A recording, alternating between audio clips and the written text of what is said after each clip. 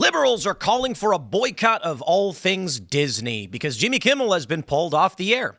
And we're now learning a little bit more about what happened behind the scenes with why Jimmy Kimmel was pulled off the air. And it appears it's not so much that he made fun of Charlie Kirk. Initially, it's being reported that executives were actually behind him and said they weren't going to take him off the air, that what he said was actually fine, until it now seems Jimmy Kimmel said he was going to double down with an even more offensive monologue, controversial monologue. And perhaps then is when they said, okay, Jimmy, now we're going to have to stop you. The funny thing is, Democrats are apoplectic. Liberals are freaking out. They are more concerned over the cancellation of a comedian they did not watch than the life of Charlie Kirk. So spare me when y'all come out screaming as if the apocalypse just happened, because Roseanne would like to have a word here. You know, they took her down over a joke, and Jimmy Kimmel mocked her, and Brian Stelter mocked her, and basically all the liberals made fun of her, and Megyn Kelly and Tucker Carlson, and cheered for it. So why should we actually care? Now, the FCC's Brendan Carr says he's actually not done. More is going to come. So we're going to talk about that. Plus, there's a lot to break down in this story, and it's basically dominating the coverage we have tonight. Although there is still some other big news. A congressional staffer in Texas for a Republican was found immolated. And they're saying no foul play, but the story is very strange because I'm not sure how someone is accidentally immolated. It's just something you don't see every day. And so we're going to read into that. And then there was a threat made against the governor of New Hampshire. It is strange and it is terrifying that this news keeps happening, but we'll keep it to the comedy world and the free speech arguments. Before we get started, my friends, we got a great sponsor for you. It is PDS Debt. Head over to pdsdebt.com/Tim. The system isn't broken, it's rigged. And if you're buried in debt, that's exactly how they want it. Big banks profit when you're desperate. Creditors win when you lose, but you don't have to play their game. PDS Debt helps you take back control. They've helped hundreds of thousands break free from credit cards, loans, high-interest traps. It's your money. It's your future. Time to fight for both. PDS Debt goes beyond the numbers to understand your unique financial situation and craft a personalized plan designed just for you. There's no minimum credit score required. They're here to help you save more, pay off your debt faster, and start putting money back where it belongs, in your pocket. PDS Debt has an A+ rating from the Better Business Bureau, boasts thousands of 5-star reviews on Google, and it holds a 5-star rating on Trustpilot. Why? Because PDS Debt has helped hundreds of thousands of people get out of debt. You're 30 seconds away from being debt-free. Get your free assessment and find the best option for you at pds.com/Tim. That is pds.com/Tim. And we got another great sponsor, of course. It is Beam Dream.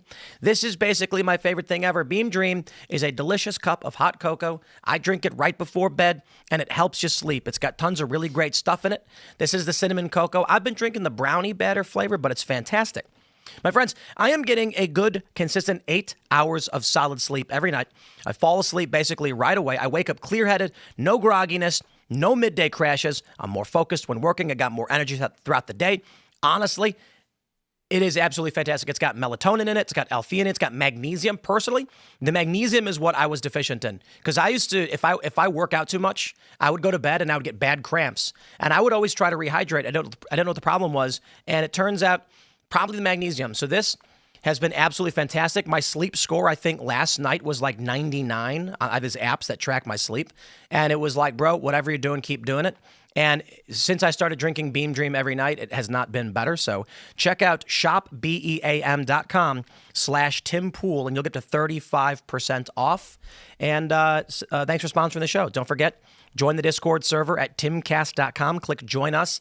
Get involved. The Uncensored Show coming up at 10 tonight. Smash the like button. Share the show with everyone you know. Joining us tonight to talk about this and so much more is John Reid. Hey, I'm glad to be with you tonight. Who are you? What do you do? I am from Virginia. I'm the Republican candidate for lieutenant governor this year, and it's been a hell of a ride the last several months. Voting starts tomorrow in Virginia. It's 45 days of voting all the way to November 4th, and this is the sequel to the Republican sweep 4 years ago that brought in Glenn Youngkin and Winsome Sears and Jason Miyares, and Glenn cannot run again. You know, you can only serve one term as governor of Virginia. So now we've got a new lineup. Winsome Sears is running for governor against the former Congresswoman Abigail Spanberger, the Democrat. I'm running against a lady named Ghazala Hashmi, who is a current senator in Virginia. And then Jason Yaris is trying to get reelected as Attorney General against a guy who's 36 years old, who's never prosecuted a case, named Jay Jones. Oh. Pretty left-wing guy. So it should be very clear between the two sets of candidates, and maybe it will be. We'll see, how Virginians approach this. I think we're winning. I mean, across the board in every facet. So I think you're probably going to do well, but let's knock on wood, and we'll see how it goes. We'll have a conversation about it. Thanks for joining us. Thank you. Elaad's hanging out. Good evening, everybody. I am Elaad Eliyahu, the White House correspondent here at Timcast. Mr. Reid, thanks for joining us, especially ahead of early voting. Hopefully we can get into your race a little bit sometime on the show. Mary, it's good to see you as well. Hi, everyone. My name is Mary Morgan, and you can usually find me on Pop Culture Crisis here at Timcast. Glad to be back. Hello, everybody. My name is Phil Labonte. I'm the lead singer of the heavy metal band All That Remains. I'm an anti-communist and a counter-revolutionary. Let's get into it. Here's the story from Mediaite. Kimmel was reportedly about to give controversial monologue when he was suspended. Quote, he has to take down the temperature. So there's been a couple different additions to this story. Yesterday, in the middle of the show, we learned that he was not planning on apologizing. Take a look at this. When asked by The Hollywood Reporter, the source said Kimmel was not planning on apologizing. He felt that what he said did not require an apology. Media reports, according to CNN, which spoke to an unnamed source familiar with the situation, Kimmel was preparing to deliver a monologue on Wednesday evening, addressing the backlash he had received for another monologue that week about the murder of Charlie Kirk. The Wednesday monologue was described by CNN source as very hot and would have reportedly targeted President Trump's MAGA base. Quote, if Jimmy went on the air, there would have been no way back from that monologue for Jimmy. We didn't want that. Everyone deeply values him and wants him to come back, but he has to take down the temperature. After publishing the source's quote Thursday, CNN stealth edited its article, removing the first half. This is crazy, right? Everyone deeply values him and wants him to come back, but he has to take down the temperature. The decision to suspend Kimmel's show was reportedly made by Disney CEO Bob Iger and Disney's co-chair Dana Walden in hopes of protecting Kimmel and the Disney brand from accelerating the controversy. The author of the article, CNN entertainment correspondent Elizabeth Wagmeister, previously suggested on Wednesday that it was unlikely Jimmy Kimmel Live would return to television anytime soon. So now we have a very clear picture. Jimmy Kimmel is not sorry. He does not want to apologize. In fact, he wanted to go further with it, and they described it as very hot. And let's just say it. The executives at Disney were scared he was going to inflame tensions. And you know what I think? I said this yesterday, that these executives, the reason why they're basically shutting down these employees that are praising the death of Charlie Kirk, calling for more or fanning the flames, is they're probably thinking they're next. Nobody wants to be in the crosshairs. And if you're a media executive at a time when you've got two sides blaming the media, their editors probably sit down and shut up. Jimmy Kimmel said, nah, I'm going to double down. And so this is crazy because the initial reporting was that they were behind him. And they said, you know what? You don't got to say anything. Jimmy, your monologue was fine. And then apparently he said, nah, I'm going to make it even worse. So they pulled him for his own good. This is the rage cult. This is the death cult. They are more angry about Jimmy Kimmel losing his show, despite the fact Roseanne, Megyn Kelly, Tucker Carlson also got pulled off the air. They're more concerned about that than the assassination of a young man in front of his wife and children. This is where we are as a country. Now, he issued a statement, and I'll give him some credit for it. He said, instead of the angry finger pointing, can we just for one day agree that it is horrible and monstrous to shoot another human? I'm going to pause right there and say, thank you, Jimmy. That's correct. That is absolutely horrible. And then he goes on to say, on behalf of my family, we send love to the Kirks and to all the children, parents, and innocents who fall victim to senseless gun violence. The back half is where he deflects from the actual issue at hand, his inflaming of political tensions, the overt political killing of a young man in front of his family in broad daylight and cold blood, to make it about gun control, which wasn't the issue. This man has no remorse and no shame. And what is worrying to me is none of these other liberals do as well. If the report is true and then he did have a more inflammatory monologue planned, maybe it was actually the responsible thing to do to take him off the air. I mean, look, as far as like principles go, he shouldn't have been, but he shouldn't have been taken off the air. But again, let me finish. But the fact that the left has been doing this to the right for a decade, I think that kind of puts us in a position where that kind of principled stance has proven to be useless nowadays. I'm still not clear on what principles you're. Principle of free speech. So like if I don't think this has violated a principle of free speech at all. Why? Well, because in order to have freedom of speech, you do have to have ground rules, and he's not following them. In order to have what do you the mean ground marketplace rules? of What ideas, do you mean? In order to have a free marketplace of ideas, there need to be basic ground rules, and the people engaging in dialogue with each other at least have to have certain basic foundations in common. And one of them is being on the same page about the morality of an action like senseless, cold-blooded murder. If we don't have that, then we need to set about creating an environment of order rather than of freedom. I agree, not entirely, but enough. And what I would say to this is the reason why I don't care about Jimmy Kimmel getting fired is largely for what you were describing, in that we do not have a shared moral worldview. Jimmy Kimmel is a willful liar for the purpose of creating problems, fear, pain, and suffering. And we every day try to shine a light on what's going on. My attitude is the people should have the knowledge to the best of our abilities to convey so they can make the decisions for themselves. I want nothing more than to leave you alone, mind my own business, but hope that you, with correct information, will do good. Will do well. Jimmy Kimmel is the inverse, where he says, I'm going to lie to you so you do what I want, and that leads to death. If I were a Disney executive, I would say, what am I paying you for? It's a comedy show. Where's the comedy here? This is not funny. You're not a talk show host. I mean, maybe there are different parameters if you're doing a hardcore free-for-all talk show. This is an evening comedy show that presumably adults watch right before they fall asleep at night. And I think that's been part of the problem. That's why these shows are losing their audience. They're hyper-political. They're not funny. They're funny in a mean way because they go after conservatives, and the leftists think that's so great to watch people bitch slap conservatives verbally, and that's the appeal of the show. It's one reason I don't watch that stuff anymore, and I used to.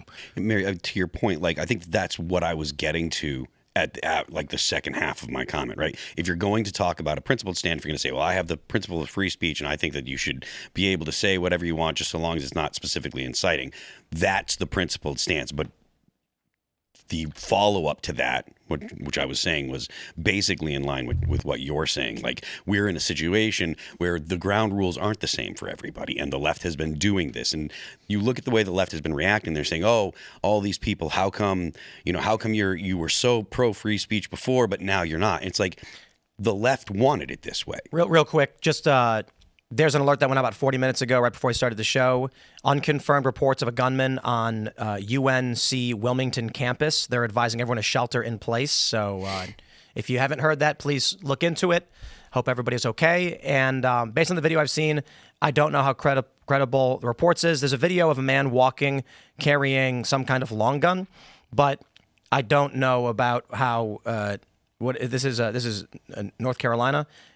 Just because someone's seen with a weapon doesn't mean anything happened yet, but please look into it, and we'll take that seriously. And anyway, back to the point about free speech. Just want to make sure that people are safe. But yeah, I mean, I just don't think that this even is, again, I don't think that free speech is the issue at hand. People will try and make it about free speech, but it really is about the inflammatory nature of the way that the left has been talking about the right, and the results of that have been murder now. I just don't really care at all anymore. We believe in freedom of movement. We believe that individuals can move between states and cities, and then violence breaks out, and the police set up barriers saying nobody can cross, and we have no problem with that, right? If there's a riot or shootings taking place, and the police block the street with their car, and they say you can't go through here, we don't go, hey man, you're violating my right to. We go extenuating circumstances. There are circumstances where we recognize rights will be infringed upon, I suppose is one way to describe it. But I don't know what else you do. And so my view is largely when they are killing people when the death threats have reached such an extreme degree, when we are in a political environment where Charlie Kirk was assassinated and they celebrated it, there comes a point where you say, we have to be a little bit more serious about how we enforce the law than to just take the light approach. And the best example I can give is, whereas 5 years ago, if someone tweeted something like, oh, won't someone rid me of this Elaad Eliyahu, we would all say, okay, like, we get the point. Today, if someone tweeted, oh, won't someone get rid of this Elaad Eliyahu, I'd say that's a death threat, and they should be charged for it. And the reason why is, well, I'll elaborate as well. I believe the context of the person's character and social feeds matter for this. So there was a video I recorded earlier on the Tim Pool channel. Check out Tim Pool Show, at Tim Pool, and subscribe. Michael Knowles was talking about why we should prosecute Destiny and Hassan Piker. Literal criminal prosecution for the statements they've made. I don't know about Destiny. Destiny said if you wanted Charlie Kirk to be alive, Trump should not have been president in second term. And he also said that conservatives should have to fear death or something to that effect, which can only be done when conservatives are being killed. However, Hassan sent a photo, this is my understanding from Michael Knowles' video, a photo of a makeshift weapon that was used to assassinate a political leader to a politician. Now, again, that's my understanding from the video. If that wasn't the case, whatever. I'm using it to illustrate a point. If someone has a history of saying things like, let the streets run red with their blood, kill them, like Hassan has, and then in the event, he sends a photo of a makeshift weapon that was used in an assassination, the intent is clear. However, if there is a mechanic who, Mythbusters, right? If one of the Mythbusters guys sent a picture of this weapon to somebody, we'd be like, what's he trying to say by that? I don't think the Mythbusters guy is threatening me with death. And he does, in context, talk about makeshift devices and things like that. So the context there is different.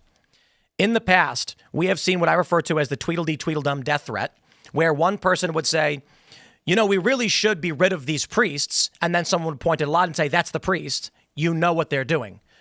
Each individual statement is not a death threat. Together it is, but you can't prosecute either of them. I say, now we should.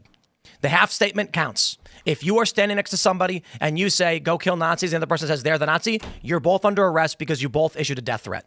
And I'm done playing these stupid games. So when people are like, the free speech of Jimmy Kimmel, no, I'm not playing this game anymore. First of all, nobody watches his show anyway. His ratings were collapsing. But to go on TV and lie, and this is evil. We are fighting people who are trying to get us killed. There are people who are posting lists online, and I've said this the past several nights, the past week, because it's happening. We're submitting this to the FBI, where they're saying, kill these people next. They're saying, or it's more vague than that. They're saying, hey, you should do this next. And it's a list of people's names like mine, Ben Shapiro, Candace Owens, whatever. So when Jimmy Kimmel goes on his show, while Democrats are all celebrating this death, saying there should be more, justifying it, and then he goes, the guy was a MAGA guy anyway. Now you've got a problem of a critical mass of people who are going to start more murders, more riots, and I have zero sympathy for Jimmy Kimmel. I literally don't care. I literally don't. And on top of that, while I do agree with the idea of free speech, if you want to make jokes, I'm drawing the line at what Jimmy Kimmel did for mocking Trump. That's fine. He wants to make fun of Trump. He can be a dick. Lying about the intent of a mass shooter to inflame an audience and potentially lead this country to serious conflict and crisis is nuts. And I'll just say this. There is a fine line. What would happen, let me ask you guys, if Jimmy Kimmel went on his show and said, I think everybody should use violence to defy Donald Trump. What do you think would happen if he did that? He'd be taken off the air in 2 seconds. Yeah. He'd probably be criminal charged with sedition or something. He is doing 1% of that. It's admittedly very, very small. But I do not believe for a second that he did not know about the motive of the shooter. I don't believe that for a second. Which means any reasonable conclusion is that Jimmy Kimmel intentionally lied, fanning the flames. And for what reason? Hatred? Political libel. What he spread was a blood libel against Trump supporters, Republicans, conservatives, whatever you want to call that group of people. It's an intentional lie. There's no way in his heart of hearts he actually thought Tyler Robinson, yeah, he's a Trump supporter. Obviously, that's not the case. And I do think that it was a blood libel against Republicans or conservatives, ostensibly encouraging people not in his face-to-face audience, but the larger audience that watches him to take action against these dangerous people in our society. Yep. And there was Charlie Kirk is one of them. There's no reason for him not to have come on the show and says, I really don't get this. He could have gone on the show and said, so it turns out that this shooter may have actually had left-leaning values. Now, of course, we all reject that, don't we? And they'd all clap and cheer. He could have done that. They'd have cheered for him. And he would have said, we're not going to be blamed for the actions of a madman, but we will denounce this because we're good. He could have done that. He didn't. He said it was one of their own who did it. And where the hammer comes down is when he said, according to this report from CNN, he was going to double down. So when they went to him and said, hey, guy, behind the scenes, it wasn't a MAGA guy. He said, I don't care. He said, I'm going to double down. Now, that is intent. He was trying to make things dangerous and worse in this country. There's a point at which you can't yell fire in a crowded theater. We say many people wrongly state you can't yell fire in a crowded theater. You literally can. I think it's Brandenburg v. Ohio. You can. Nothing's stopping you from doing it. However, there's a circumstance where you can't yell fire. And what would that be? Let's just say there's 10 guys with rifles aimed at an innocent person and you yell fire. It's a ridiculous analogy, but my point is clear. When the speech you normally say, in and of itself, has no bearing. Imagine if you were standing in an empty field and a guy walks by and you yell fire. The guy would go, huh? Now imagine if you're standing with a bunch of men with guns and you yell fire. The context is very, very different. If Jimmy Kimmel's intent in context is to ignite throw a spark on a pile of tinder, then I think we say enough and we don't let him do it. I think they were looking for an excuse to get rid of him anyway. As you pointed out, his ratings are lower than Stephen Colbert's even were before he got pulled. So it was inevitable. Let's pull it up. We got this report from Sky.com. Kimmel fired for lack of talent, Trump says, as Obama decries government coercion. Kimmel used his show on Monday to criticize Donald Trump for his response to the assassination of Kirk, among other things. Now, Trump's not wrong. The New York Post says Jimmy Kimmel's ratings were plummeting before ABC suspended him for Charlie Kirk comments.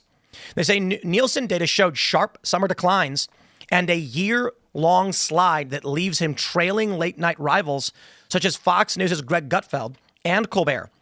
According to monthly Nielsen figures, Jimmy Kimmel Live dropped to just 1.1 million total viewers in August, down 43% from January's 1.9 million. His August household rating, 0.35, marked the weakest showing of the year. The Advertiser, get this. The Advertiser coveted 18 to 49 demo also cratered. Kimmel averaged only 129,000 viewers in that bracket in August. Holy crap! Off from 212,000. Let me take this time to brag that while I was sick most of August and unable to work, the show, hosted by Phil Labonte and with some special guests towards the end of the month, was still averaging around 500,000 in the key demo. And don't get me wrong, where network television used to be, that's small. That's very small.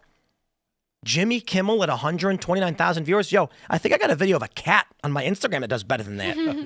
That's not a joke.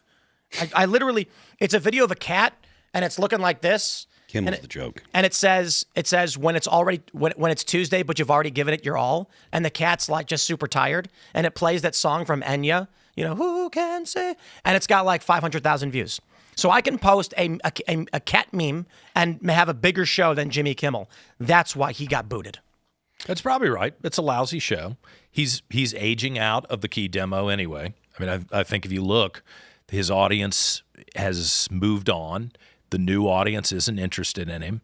And I mean, you go back to Letterman. Letterman was hilarious. And then Letterman got mean and nasty and became hyper political, which nobody really needs to see on this type of program. And I think it's one of the reasons that people are abandoning network TV in general. It's kind of crazy. He loves crying on the show, doesn't he? He's like really the worst when it comes to the emotional outbursts. This is the one really, gun incident that he hadn't cried. He is psychologically unstable, needs help. That much cannot be denied. He has cried on camera way too many times. I think he gets a thrill out of forcing people to witness his vulnerability. So that's the first reason why he, in my opinion, is the worst of the late night hosts. But also if a big liberal had been shot, but you also would cry. because of who he used to be. And I'm not shaming or saying that he should have remorse or regrets over the Man Show, but it's really disturbing that Jimmy Kimmel then can be the same man as Jimmy Kimmel now. That doesn't make sense to me. It's not supposed to. With no make consequence? sense. He wants us to just forget about who he was in the 2000s. When other people are not allowed to turn the page in their lives. They get completely canceled. No new opportunity to reinvent themselves. That's what would have been a cancellation. If someone went and clip farmed from the Man Show, posted a thread on X, and everyone's up in arms about how he was such a chauvinist, and then people are calling for his show People to get did pulled, it. right? That would be cancel culture. People have done it, but it doesn't This impact is the not left. cancel culture. He didn't get canceled for doing blackface. He That doesn't too. get canceled Don't make us for pull up the any photos. of his Neither of so-called us want that, misogyny. Jimmy. Because he's on the left. I think the crying on camera too is a virtue signal to awfuls because they love that. If you want to get rich, affluent, white liberal women, they love it when you cry for them. I think that's a virtue signal Is for. it like a sadism thing? They like seeing they him like in making pain? men cry. They derive pleasure from trying to make weak men cry. I think Bob Iger here is not letting a good crisis go to waste. So while it's convenient, he's getting rid of Kimmel. The medium is dying. Late night shows are dying. But I don't think He they're wasn't going to get rid of doing very well that's before another that, thing. regardless. But They're going to just give him an on-ramp to come back. They're already hinting at it now, that they want it to be possible to bring back the Jimmy Kimmel Live. he's going to go the Don but- Lemon in the route future. very soon. The Wall Street Journal has this story. Basically, it was advertisers. It wasn't just Nexstar and Sinclair. Advertisers had called who had already purchased slots. And let me tell you guys, last week when the tragic news broke and, we were all kind of suffering through this, not like we had it worse compared to the family or those who actually were there and had to deal with it. Don't get me wrong. I was asked, hey, are we going to do ad reads? And I was like, no way. And it's like, listen, tonight we have very, very awful news to report about someone we knew and the nightmare that is emerging in this country. So from that day, the rest of the week, we did not do ad reads on IRL. But there's another reason, and it's important to say, I know maybe a lot of people don't want to talk about it, but what brand wants to be the brand sponsorship of the death of a beloved personality? So it was like when CNN ran that commercial from Chili's or whatever. You guys remember this? Yes. It was like air raid sirens going off in Ukraine and bombs were about to drop. And then all of a sudden it does a side-by-side where a guy's shaking his butt and singing about drinking beers or something. Yep. And everyone was like, this is the worst thing you could have ever done. Imagine being an advertiser who already bought ad space on Jimmy Kimmel's show. You hear him say this, and you're going, get my ad off that show. So they all call ABC and say, do not run my ad on that man's show right now. I don't want to deal with the boycott. This is the lesson. This is the Bud Light effect. But if ABC was smart, they would have told him, hey, don't even talk about it. Give people a distraction from this horrible news. Run the show. Be funny. They were be smart. amusing. They were smart. Jimmy Kimmel said no. Yeah, that's right. He was going to double down. That's right. He said he was the reporting is that he was going to attack Trump supporters again. Yeah. And they were probably just like, okay, this man is unhinged. It sounds like, I'm going to give you my personal opinion. I don't think the executives went, Jimmy, we don't think you did anything wrong. So we think you should go on with your show. And then Jimmy goes, then I'm going to double down. Well, hold on there, Jimmy. We don't think that's a good idea. For your own good, we're going to stop your show. There's no way in the span of a couple hours, they politely and calmly said, your show won't be aired. Sorry, Jimmy. I really doubt it. I think they probably said, do not do it. And he said, I'm going to do it. And they said, don't do it. And he goes, I'm going to do it anyway. And they said, Jimmy, I swear to God, if you go out there and that's your intent, you will not do this show. And he said, I will not have you stop me. I'm willing to bet it was much more contentious. And Jimmy, listen, it's actually quite simple. The reporting says that they wanted to bring the temperature down. If Jimmy Kimmel came out with an apology, everything would have been fine. Jimmy Kimmel was going to double down and was refusing to apologize. That sounds to me like he argued with the executive saying, I refuse to apologize. So they said, then no more show for you. He probably didn't even have to apologize. He probably just had to do a comedy show without a lot of slamming Trump supporters. Seriously, that's all you have to do. I mean, do we have to infuse everything with politics? I do politics. I did a talk show for 8 years. It was all politics. People would call and say, why are you obsessed with politics? I'm like, it's a political talk show. I'm not doing a comedy show. If I'm doing a comedy show, then I've got a lot of other stuff I can go work from. I don't get it. If Jimmy Kimmel, Stephen Colbert, or whoever, these Seth Meyers, if their comedy shows were actually just cultural comedy, you know who's really good at it? Ryan Long. Ryan Long's great at it. He'd have 1 million in the ratings. He'd have 1 million in the key demo. You know how I know? You want to know how I know, guys? Because Kill Tony does. Because Kill Tony every Monday night does his stream and gets like 1 to 2 million viewers. Yeah. And it's largely key demographic. Now, they talk about politics quite a bit, but to be fair, it's a stand-up show. It's not an over talk show. But I am telling you, if you had Tony Hinchcliffe hosting one of these late night shows and he was willing to dish it in any direction, you'd have 1 million. I'd be watching it evenly. I wouldn't say evenly. I would say fairly. Yeah, it doesn't even have to be evenly. Like if they have a preference to have jokes about conservatives, but they weren't always malicious about it, and they had some jokes about Democrats or progressives or whatever, I think that you'd see a lot less vitriol. But it was a significantly fewer amount of people that are so upset about Jimmy Kimmel and the way that he behaves. But it was always in one direction, and it was always malicious. It wasn't meant to be in fun. There was no, we're all laughing here. It was intended to be insults directed at one group of people all the time. Right. Can we just make things a little bit interesting? Well, we'll get that in a little bit, in a quick second. Sorry. Let me read a little bit more from this article. They say that Jimmy Kimmel's salary was reportedly $15 million to $16 million a year, with some outlets noting the bonuses can push his annual earnings above $20 million. How? Where's that money coming from? Now, let me just say, I run a business here at Timcast. I know all of our numbers, where the money comes from, where the money goes.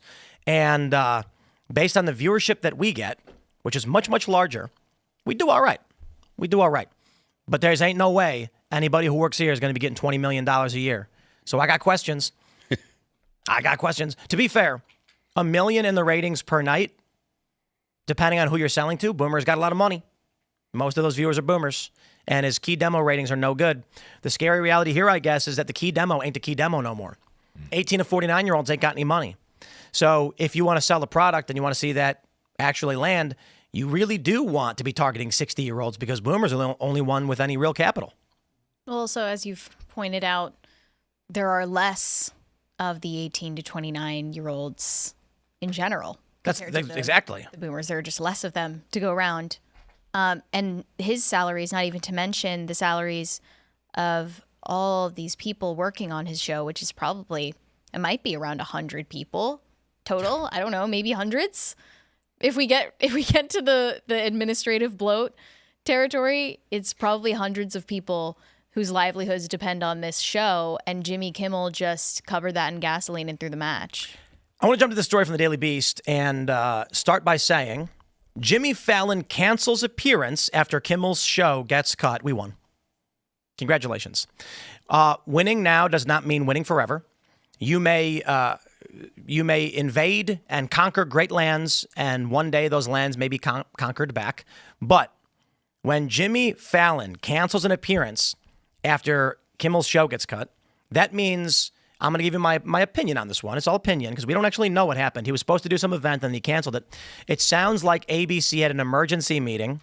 It sounds like these networks had an emergency meeting and said, all hands on deck. We got to discuss what you are doing on your shows. And I think what we're likely going to start seeing is these late night shows drop the political games. We got this from NBC News. FCC Chair Carr says we are not done yet after Jimmy Kimmel's suspension. I bet all these networks just said we cannot go to war with the government. So shut your mouths. And I say, okay. I know the left is going to be like, but free speech, it's so chilling when the government is doing... The FCC has always existed, has always regulated what network television can do with their access to the airwaves. And it is not the same thing as, say, look, Jimmy Kimmel, start a YouTube channel, buddy. Be like Don Lemon. Ain't nobody stopping you. But if you want access to the public airwaves, you are regulated by the FCC, and I ain't crying about it. And there used to be a general consensus about what was acceptable and what wasn't. There were outliers. I mean, I remember when Howard Stern was perceived as like totally outrageous, crazy.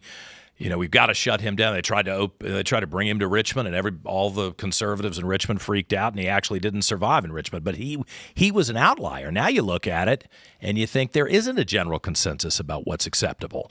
And the difference between broadcast TV, broadcast radio, and everything else on the internet blurs that line. What people will accept is different today.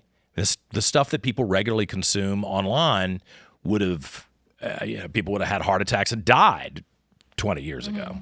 I think we're just in yet another situation where the left is writing fan fiction about what's happening that I wish were reality. And they're talking about how the government is chilling speech and they're the culprits behind all of this. And then if you actually look into the story, the FCC, at least according to the information we have now and according to what Brendan Carr has said, the FCC was not the catalyst for any of this. It was the affiliate stations. It was from the bottom up. It was private companies. And they were private companies standing up to conglomerates. It had nothing to do with the government catalyzing this whole chain of events. I do wish it were the government, though. I do continue wishing that, like, who Trump portrays himself to be in tweets and Truth Social posts were reality, but he's not actually serious when he says, like, let's shut the people up who are giving me unfair coverage. Like, it's not serious. I'm gonna make it real simple for everybody. What is a government? Who wants to answer this one? Phil, what is a government?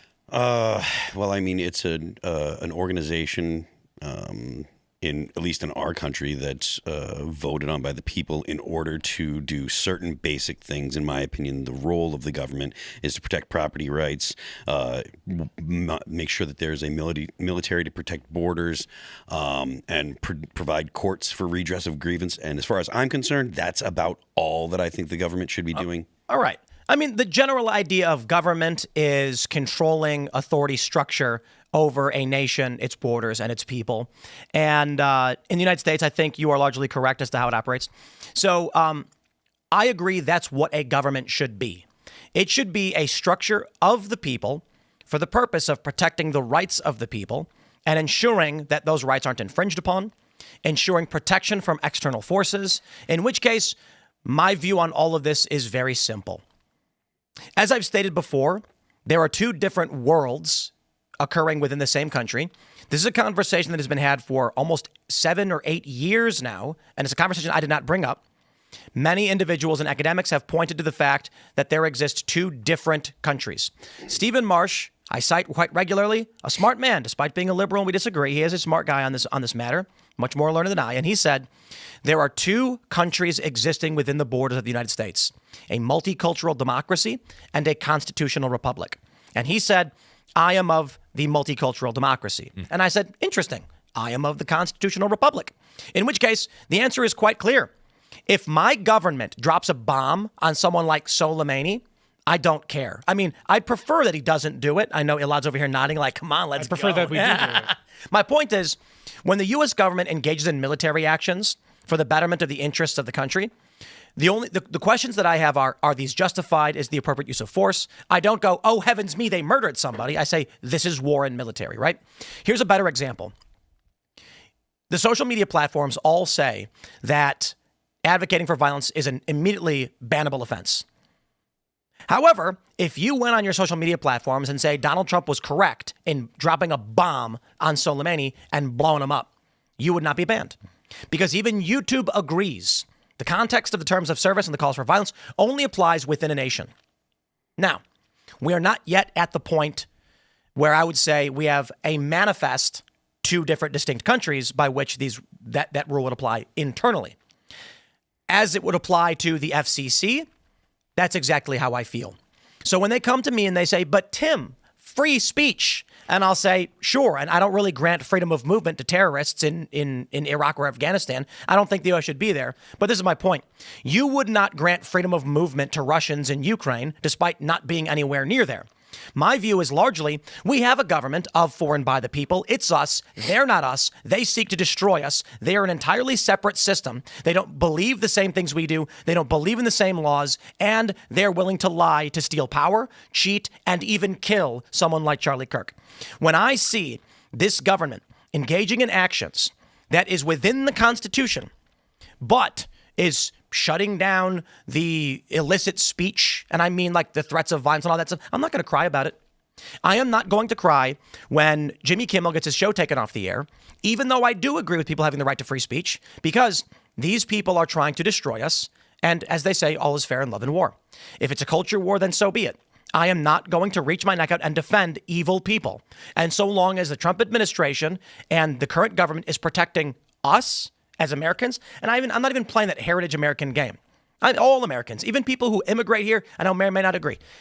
Someone comes here right now, they literally just landed on a plane, and they've got a legal visa, and they say, in 1 year, you'll have finalized your citizenship, and that person is protected as well.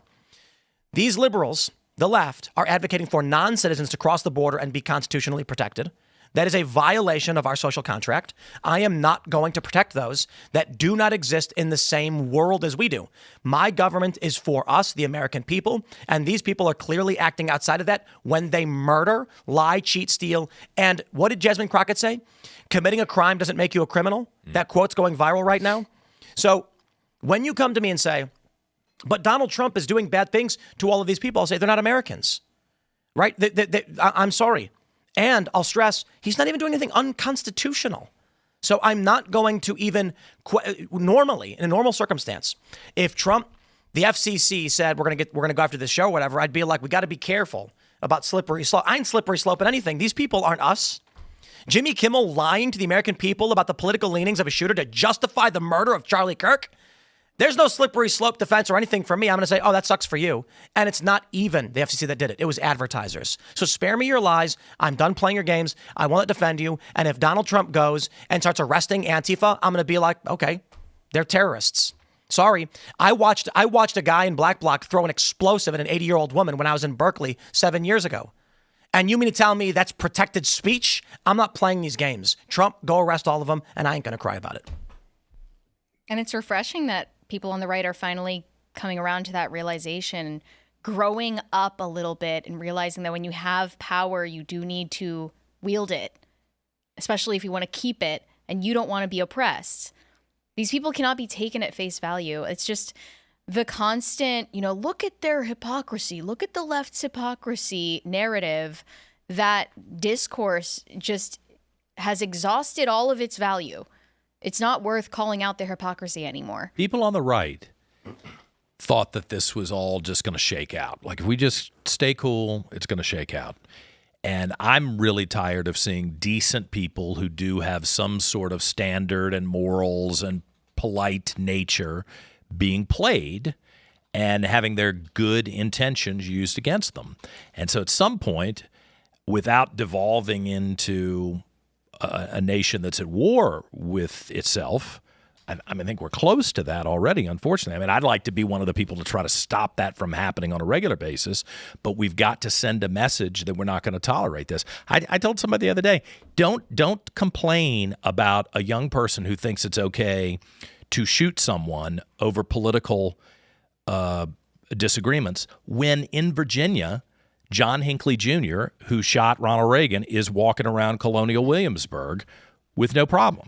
I mean, we let him out. We said, oh, yeah, you were crazy back in 1981. So, but time has gone by. We're going to let you walk around. I think that sends a signal. We're not serious about this. We don't really. If you could shoot the president and 30 years later you're free to go play your guitar in the local bar in Williamsburg and nobody says anything about it, that sends a signal to everyone. Let's jump to the story from Mediaite to exemplify the point. Fox News' Kennedy sounds the alarm over Kimmel suspension and warns Democrats could use precedent to target Fox. My response is, Kennedy, do you have amnesia? You work for Fox Business, I believe, and Tucker Carlson was kicked off the air. All his advertisers were pulled. Megyn Kelly got fired. I think she was was it NBC she was working for in the morning show? Roseanne got fired over a joke. I do not understand this. She said, I do have an issue with some of the statements made by Brendan Carr, because if there were an FCC commissioner on the other side of the political spectrum from someone maybe on this network and they didn't like their speech, would they put pressure on some of the advertisers? And if someone from Fox moved on to Fox Broadcast to some of the owned and operated stations there, that's the part of this that I do not like. So I made a list. It's not exhaustive. I'm going to read it for you. And I believe that Phil and all of you may be able to chime in. But let me just start with this. I tweeted, liberals and Democrats used the government to push for censorship of their political rivals, arrested their political rivals, got prominent comedians and personalities fired from their jobs, advocated death for children standing still in D.C. Remember that one? Mm-hmm. Falsely charged their political rival with fraud despite the alleged victims denying they were victimized, created special laws so people could sue and target their political rival, created a network of false information to smear their rival as a traitor, maliciously prosecuted the frontrunner for their rival party using fake charges with no underlying crimes, arrested rival politicians' lawyers for representing the politician, arrested teenagers for driving cars over sacred symbols, arrested people for burning their sacred flags, murdered Trump supporters and celebrated it. Aaron Danielson, Charlie Kirk, just two off the top of my head. There was also all of the people who died during the BLM riots. There was also the person who was shot in Provo, Utah. There's also, they made lists of the next targets to kill. Yeah. You know what? You get it. I say, we have learned. There is no more, but when they take power, they killed Charlie. There's literally nowhere else they can go. If they win, we know what they're willing to do, and killing us is already something they've done. I mean, there was that program Arctic Frost that the FBI was using to target conservative organizations. There's another one, including Charlie Kirk. Just disclosed in the past couple of days. This is not a situation where you can say, oh, well, if the right does it, then the left will do it when they get in power. They're going to do it when they get back in power anyways. We are literally living in a banana republic now. Don't kid yourself. This is not like stuff that happens in South America with basket case governments. This is happening in the United States right now. So I don't want to hear, oh, well, the left's going to do it if they get back in power, so you shouldn't do it. No, they're going to do it anyways. This is the reality of 2025. It's going to be worse than that. And I'll add another one. They falsely accused independent media personalities of being paid money to spread Russian propaganda, despite the fact that the content we produce on the Culture War and the content Dave Rubin produced were often apolitical and nothing to do with politics at all. So in what way are Dave Rubin's reactions to funny viral videos like America's Funniest Home Video in any way spreading propaganda? When the Culture War show, you know what we're doing tomorrow? Exorcisms. Because the Culture War is about culture, not politics. Sometimes politics is involved, but typically it's not. And they lied. And a month after they announced that case, they dropped it. And this was in December under Biden. It was fake the whole time. And then in April, they totally just basically killed the case. Lauren Chen issued a statement about it. Now, that one's personal. And I have no problem adding it to the mix because I believe it was totally fake from the get-go. And so for those that don't know the story, in December of last year, I was begging my lawyers to get them to push this through and go public as heavy as they can. And we were instructed by the feds, they no longer had any interest in the case, and it was basically over. And I received my final bill, my final invoice. And I said, no. I said, what can I do to keep this going? I said, you can't. The DOJ issued the indictment. They have no evidence. They've dropped it. So what was this thing? What they are going to do, if they win, is so much worse than just this stupid idea of, but maybe they'll censor you. Already did that. And not only did they already censor, but Michael Reinoehl shot and killed Aaron Danielson. And you know what Crowder told me today, which is fascinating? When The Economist put out that who's more responsible for political violence, that's not included as left-wing extremism. BLM riots, which resulted in around either 26 to 32 deaths, do not count as political deaths. They are lying. And so hearing this, I'm just so sick of this argument. If the Democrats win the midterms, Trump will be impeached. He will never there will never be legislation put through. As bad as Mike Johnson is, that everyone complains about, Democrats will do substantially worse because Republicans aren't willing to. To be fair, I'm going to say this. There's another story that maybe we'll get to in a bit, that 48 of Trump's appointees have been confirmed in a single vote, which I don't think has it ever happened before? No. 48 political appointees got confirmed in a single swipe of a pen, 51 to 40, I think the vote was. With Trump saying he's going to name Antifa a terrorist organization, with already criminal charges being sought among people like Letitia James and Adam Schiff, I would not be surprised if by next week we actually see arrests, political arrests. I would like to. I mean, the pace at which we are seeing action this past week following the killing of Charlie Kirk, I think there's a couple ways to look at it. Anyone who is advising Trump from a lizard brain setting, let me start by saying, with all due respect to Charlie Kirk, a good man, an honorable man who fought, there is a political reality that people don't want to discuss. And I am telling you, I am sure behind the scenes, an advisor to Trump said, with the death of Charlie Kirk, you effectively have carte blanche. You can do whatever you want because they killed Charlie. That is the cold lizard reality of what just happened. And I think when you see the moves that are being made, Jimmy Kimmel getting pulled off the air, people getting fired from their jobs, the American people do not have the tolerance for this degree of political violence. And the liberals are arguing that Trump is exploiting this for the purpose of expanding the security state or whatever it is he's doing. I think it's fair to say that there are advisors telling Trump, if you're going to do it, you got to do it now. Well, it's got to be. He had 24 months. The clock is running. And that was the mistake of the first term, was slow rolling it. Oh, we'll get to it later. And then you get annihilated in the midterms, which is predictable even in the best circumstance. I mean, he's got to take action if there was stuff that he promised or if there are things that he fundamentally wants to do to change the way Washington operates. There's a very limited window. And let's be honest, I'll get through my election in November. We'll start up again in January. And then what? Everybody gets cold feet by about April or May, because then every member of the Congress has to go out and campaign, and they don't want anything too controversial that'll screw up their race. So everything kind of stops in D.C. about April, maybe May of next year. Given the current political climate, do you fear for your safety at all as a Republican candidate? There's nothing new. What's happened with Charlie Kirk is it made a lot of people pay attention. But the day I got the nomination, there was a guy, I was live streaming a press conference talking about my opponent, and there were people putting comments on the live stream, you deserve a bullet in your head. And I took it to the cops. They said, okay, we'll archive them. Nobody did anything about it. So I hate to admit this, but this is nothing new. Now, am I worried about it? This weekend, I'm going to be campaigning without security all over the state. And I'm 6'3". Normally, people don't mess with me. But if you want to blow somebody away, that doesn't matter. Yeah. So you went to the authorities, and they were like, "Oh yeah, we'll look into it." And well, what does this actually mean? And can we identify this person? That's why we also cannot rely on the authorities to take action on these things, and that's why I'm so glad that whoever these anonymous people are that started the Charlie Kirk Data Foundation are doing the important work of archiving this information. They're not doxing anyone. Nobody is advocating for cruelty to people on the left. I'm not saying kill that guy. Yeah, we don't want to meet their cruelty with cruelty. We just want justice. I just want to see people arrested so that way they're not a threat to society.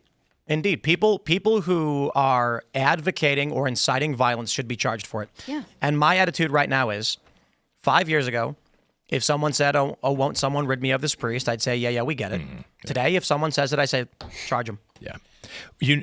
Andy, I brought him to Richmond to speak to this group that I founded, right? I knew it'd be somewhat controversial. We had it booked in a really nice private club. Antifa harassed the club. I mean, blew up the phone calls, scared them. We moved to a hotel. The same thing happened. We kept it secret until the day of the speech. Antifa went all over the hotel, made the front desk clerks cry, said we're going to murder and slaughter everybody who steps into the hotel. We got booted. We finally got Andy No in front of a crowd with, like a 1 hour notice of where it was going to be, and had to have snipers in the parking lot. And there was a guy who was identified as posting minimally provocative stuff, like a guy carrying a TNT box, and he said, "I'm on the way to blow up the Andy No event." They let that slide. The prosecutor in my home county let it slide for about a month and then dismissed the charges. And I kept saying, when are you going to make an example of people to say you can't, with a wink and a nod, act like this is okay to intimidate people? You know that they're planning on protesting Charlie's funeral. Oh, disgusting, but I'm sure. Yeah. Yep. Yeah. It's disgusting, but that will do horrible things for the left, because the optics of protesting a funeral of a man that was murdered is going to do more damage to the Democrat Party than Destiny did. Well, that's like Westboro Church. And you know what? If they had considered that, they would not have this. So I'll keep it light, but should they have considered that after this lunatic liberal shot and murdered Charlie, they would not have posted to social media celebrating the death, dancing on his grave. They don't care what you think. And I think the issue is, for the past 15 or so years, liberals ruled through fear and blunt and brute force. Most people don't agree that men are women or whatever, or children should get sex changes, but they were terrified that if they said anything, they would not only get fired from their jobs, they could be beaten for it. So they kept their mouths shut. And liberals and leftists, with impunity, could say whatever they wanted because they were willing to be violent, and police wouldn't do anything about it. And they got used to it. And now... the arrogance is out of control. And now, exactly. Now that Trump is in office and people are feeling more comfortable calling it out, they went on social media and celebrated, and the backlash was intense. And now Jimmy Kimmel has lost his job. And they're starting to learn we don't tolerate it. No one should have ever tolerated it. But finally, people are waking up saying no. And Donald Trump is more empowered now, not just him, but law enforcement, to shut this down. A really great example. When that guy trampled the memorial, I think it was in Arizona, I'm not sure. And a bunch of supporters of Charlie Kirk grabbed him and threw him down. 5 years ago, those guys would have been arrested. You're right. They arrested the guy who trampled the memorial because the police know who butters their bread now. Mm-hmm. Yeah, good. That's the perfect example of how the tables have turned. The attitude has changed.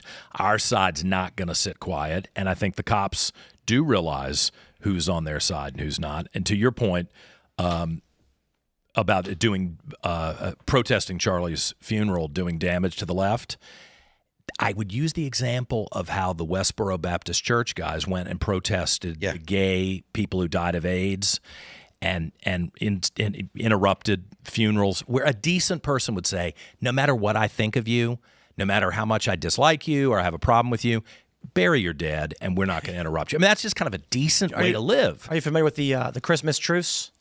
The famous World War I, I think it was. Right.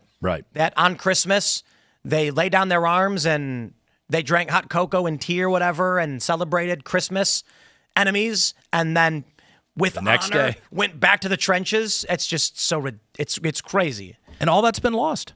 That's what the left has done to this culture. People used to disagree. I mean, it probably wasn't as divergent. Well, we didn't have the divergent opinions as extreme as they are today, but at least people agreed on the way we generally treat each other. Like somebody, I mean, I wasn't around when Robert Kennedy was killed. I wasn't around when JFK was killed. I wasn't around when MLK was killed. But I'm guessing that if you had something really nasty to say about any of those killings, you probably would have said it in your house privately, and not. And maybe someone will prove me wrong and pull up the archives, and they'll be able to prove that that's not true. But let's jump to this next story. Ladies and gentlemen, Donald Trump has accused Ilhan Omar of immigration fraud. Now, he didn't explicitly say he was going to take any action, but following this post on Truth Social, many people on X are saying Trump has fired the first salvo in stripping her of citizenship and deporting her. Maybe. We will see if it escalates to that point, but let me read what he said. Trump says, Ilhan Omar's country of Somalia is plagued by a lack of central government control, persistent poverty, hunger, resurgent terrorism, piracy, decades of civil war, corruption, and pervasive violence. 70% of the population lives in extreme poverty and widespread food insecurity. Somalia is consistently ranked among the world's most corrupt countries, including bribery, embezzlement, and a dysfunctional government. All of this, and Ilhan Omar tells us how to run America. P.S. Wasn't she the one that married her brother in order to gain citizenship? What scum we have in our country, telling us what to do and how to do it. Thank you for your attention to this matter. Make America great again. Now, I will highlight this article from the Minnesota Star Tribune. For those not familiar, this is not a conservative newspaper.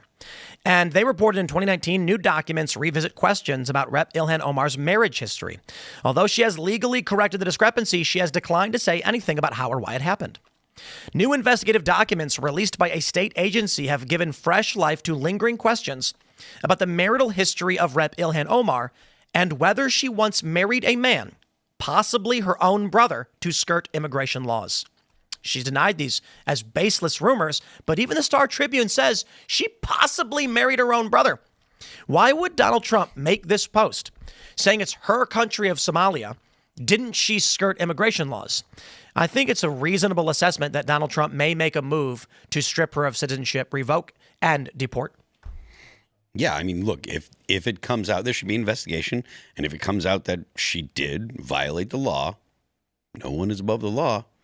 She broke the law. Send her back. I don't care that she's been elected. She has broken the law to attain citizenship. So let's put it like this. If someone defrauds you and tricks their way into living in your basement, like they give you fake documents, or let's say you have a 3-flat. We'll just make it easier. And you're renting out the first floor as a single unit apartment, and they lie on all the documents so they can do it, claim they have a job when they don't. Should you be forced to just let them stay, or should you say, hey, you defrauded me?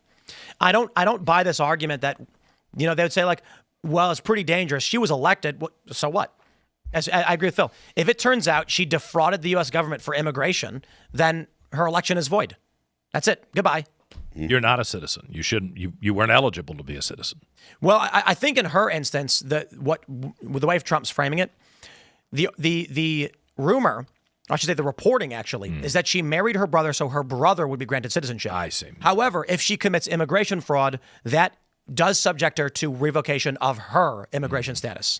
That citizenship can be revoked if you are someone who is naturalized. Yeah. How far are we going with this? Well, I mean, all the way. Yeah, I mean, look, if you've broken immigration law, it's like everything else. At some point, you got to be tough on whether you're going to allow violence, whether you're going to excuse murder, whether you're going to allow people to break the law. I mean, the problem is we spent 30 years just letting things slide, on immigration especially, just letting everything go. And now you've got chaos, and Trump is back to try to restore some order to that. And it's never going to be nice. It's like when the new teacher arrives and the class has been out of control, and the new teacher shows up and says, hell no, you're not going to act like this in my classroom. And everybody goes, wait, what? That's Trump. He's cracking the whip and saying, we are not going to allow this anymore. I think that's probably a good thing for us. So I think it's worth mentioning that this truth is coming on the heels of a failed censure vote in the House that would have ultimately stripped Ilhan Omar of her House committee assignments. So she had 2 different House committee assignments. She had some comments about the death of Charlie Kirk, and some people viewed it as justifying it. So Representative Nancy Mace brought forward that censure vote that failed by 1 vote as a result of 4 Republican House members voting against it. So, I mean, this is the reason why Republicans always lose, because Corey Mills is sending out tweets justifying his vote to not censure Ilhan Omar, saying, we may not like or agree with someone with what someone says, but that does not mean we should deny their protected First Amendment right. House Republicans are afraid to wield power. Ilhan Omar is one of the most disgusting members of the House, and the fact that the Republicans weren't able to achieve this censure by 1 vote. Corey Mills is allegedly trying to avoid censure of his own from the Democrats, and this was kind of a quid pro quo, trying to save the skin off of his back for alleged improprieties that were coming his way. So this sort of dirty politics is what helps prevent these outrageous Democratic Democrats, these socialist far leftists in the House from being held to account. So I think Corey Mills has like something serious to answer for. And like he wasn't the only Republican, right? It was one of three other. There were four Republicans in total. But here's the thing: Corey Mills is a MAGA firebrand who should be voting to censure Ilhan Omar, but he's using the cover of free speech in the most BS and manipulative way. The issue with this free speech conversation too is that while Republicans and right wingers are principled in their free speech, left wingers are just willing to use it against them. They're not truly against doxing or getting people fired from their jobs. They're just against it when the right is willing to use it against the left. And it's just so sad how weak some of these Republicans in the House are. It seems whenever we get so close, well, it was only these four who really screwed up the vote. I could pull up the names, but it seems there is always a few that prevent them from getting this through. But he is the MAGA firebrand, right? Corey Mills from Florida. He is supposed to be the MAGA guy. And so it's Corey Mills, Mike Flood, Jeff Hurd, and Tom McClintock. Trash.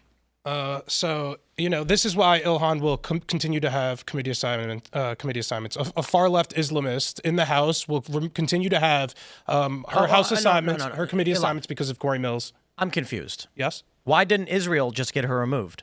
I guess Israel's not given enough money. AIPAC's not doing its work. They still have their work cut out for them. What's going on, brother? Well, that's why I'm here now lobbying against Corey Mills. It's full circle. Is that the best Israel have? They send somebody to go on Timcast IRL to lobby? Me. That's not even like a great guest, man. And if anything ever happened to you, just like how all this stuff around Charlie Kirk that Candace has going on, if anything happened to you, immediately it'll be Israel's fault. That's why I have a picture of Elaad looking around the corner, staring at me in a creepy way, and it's set to publish the next week. Oh, and every week I update it. That way, if anything does happen to me, it'll upload automatically, and then everyone will be like, "Wait, what?" Thinking ahead. Tim did tell me if anything happened to him, I do get to inherit the show, and then we're changing it over to officially Jewcast IRL. It just won't be a joke anymore in the chat. But what the hell, Corey Mills? Well, if he's counting on them to uphold their agreement, if your supposition is that there's a backroom deal to protect him, I wouldn't count on it.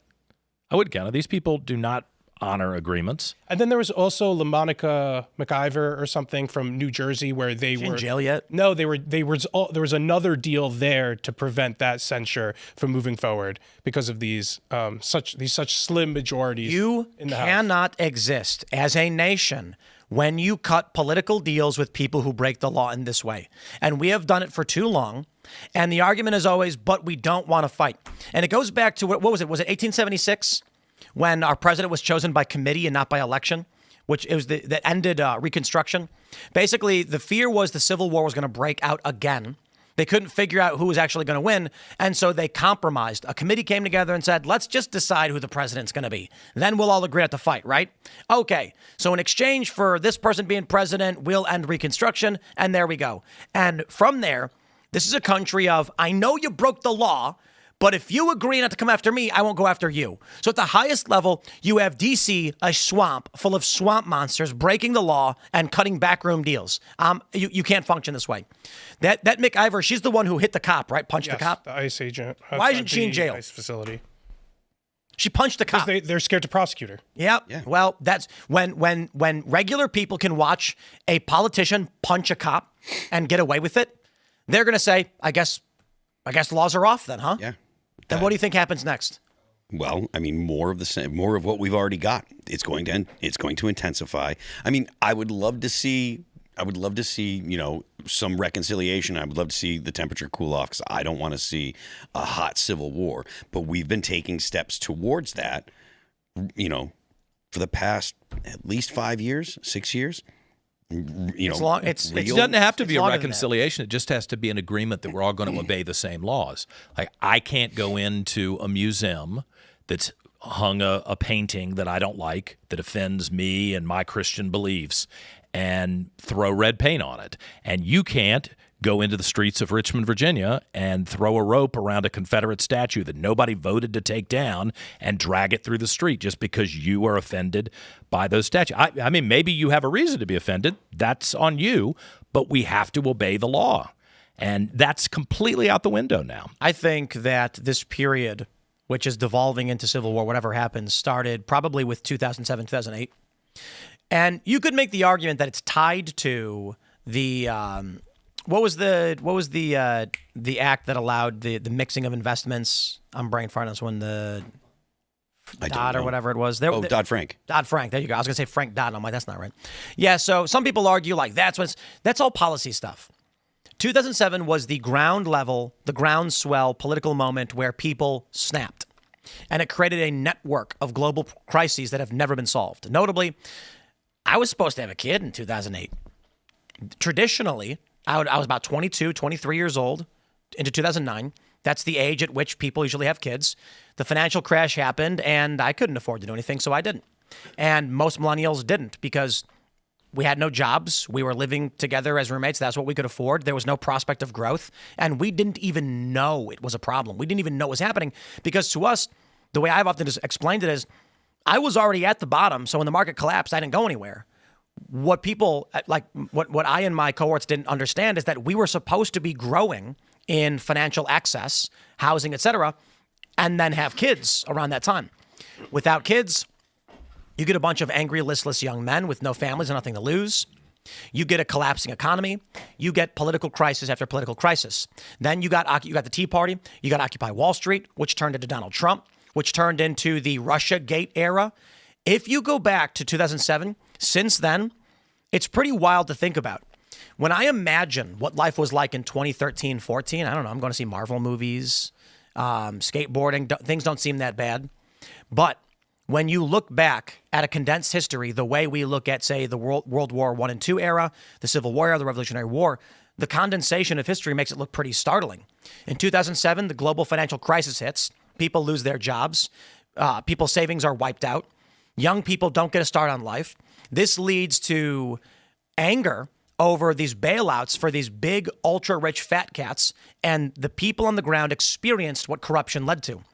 Then you get the Tea Party, angry that the representatives were not actually dealing with the problem. You get the Tea Party groundswell on the Republican side. Then you get Occupy Wall Street in 2011, where more urban-centered people were saying the exact same thing. Barack Obama was not solving these problems. He was giving big bailouts to banks and big companies and CEOs, and we got the shaft. We lost our houses. We paid the bills. We faced inflation. Obama didn't solve the problem. He got reelected. He didn't solve the problem. What did we get? Nothing. So what happens? Trump begins to emerge. The sentiment that led to Donald Trump was bubbling up during Occupy Wall Street. A combination of cultural issues and populist outcry led to Bernie Sanders and Donald Trump, and the machine state panicked. So they did whatever they did to Bernie Sanders, whatever that was. And then Donald Trump wasn't supposed to win. He ended up winning. How did they respond? They accused him of being a traitor, claimed he was a traitor to this country, probably going back years and decades, and tried to put him in prison, tried to destroy his life, cemented his feet in his first administration so he couldn't really move. And then you move into the Biden era. You get Arctic frost targeting conservative organizations. And don't get me wrong, you had Obama going after Tea Party groups and other conservatives with the IRS and things like that. All of this stuff is a catastrophe bubbling up and escalating going back to around 2007. I don't buy the arguments people make. Well, Bush did this. No. The machine state foreign war stuff was totally par for the course for this country for the past 50, 60 years. The military-industrial complex. 2007 is where things got weird. And that's also the time of social media. All of this is the collapse of our system.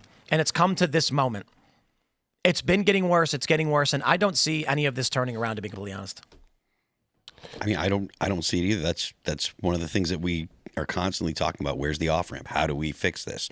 And the more you listen to people on the left, the more you realize that they don't want to. Like a week ago when Charlie was killed, that changed everything in this country because people saw, like normal people and conservatives saw the vitriol about someone that was not actually a politician, right? He just was out there. He was an activist, but he was just out there expressing his beliefs, and he was trying to discuss these things with people that disagreed. Here's a story for you guys from CBS News. 22-year-old man charged with threatening to kill New Hampshire Governor Kelly Ayotte. How do you pronounce that? Ayotte? Yeah. Ayotte. Ayotte? Ayotte. You live there, not me. Elaad. A 22-year-old man is in custody after police say threatened to kill New Hampshire Governor Kelly Ayotte. Tristan Anderson of Hooksett, New Hampshire, is charged with criminal threatening and harm or threats to certain government officials.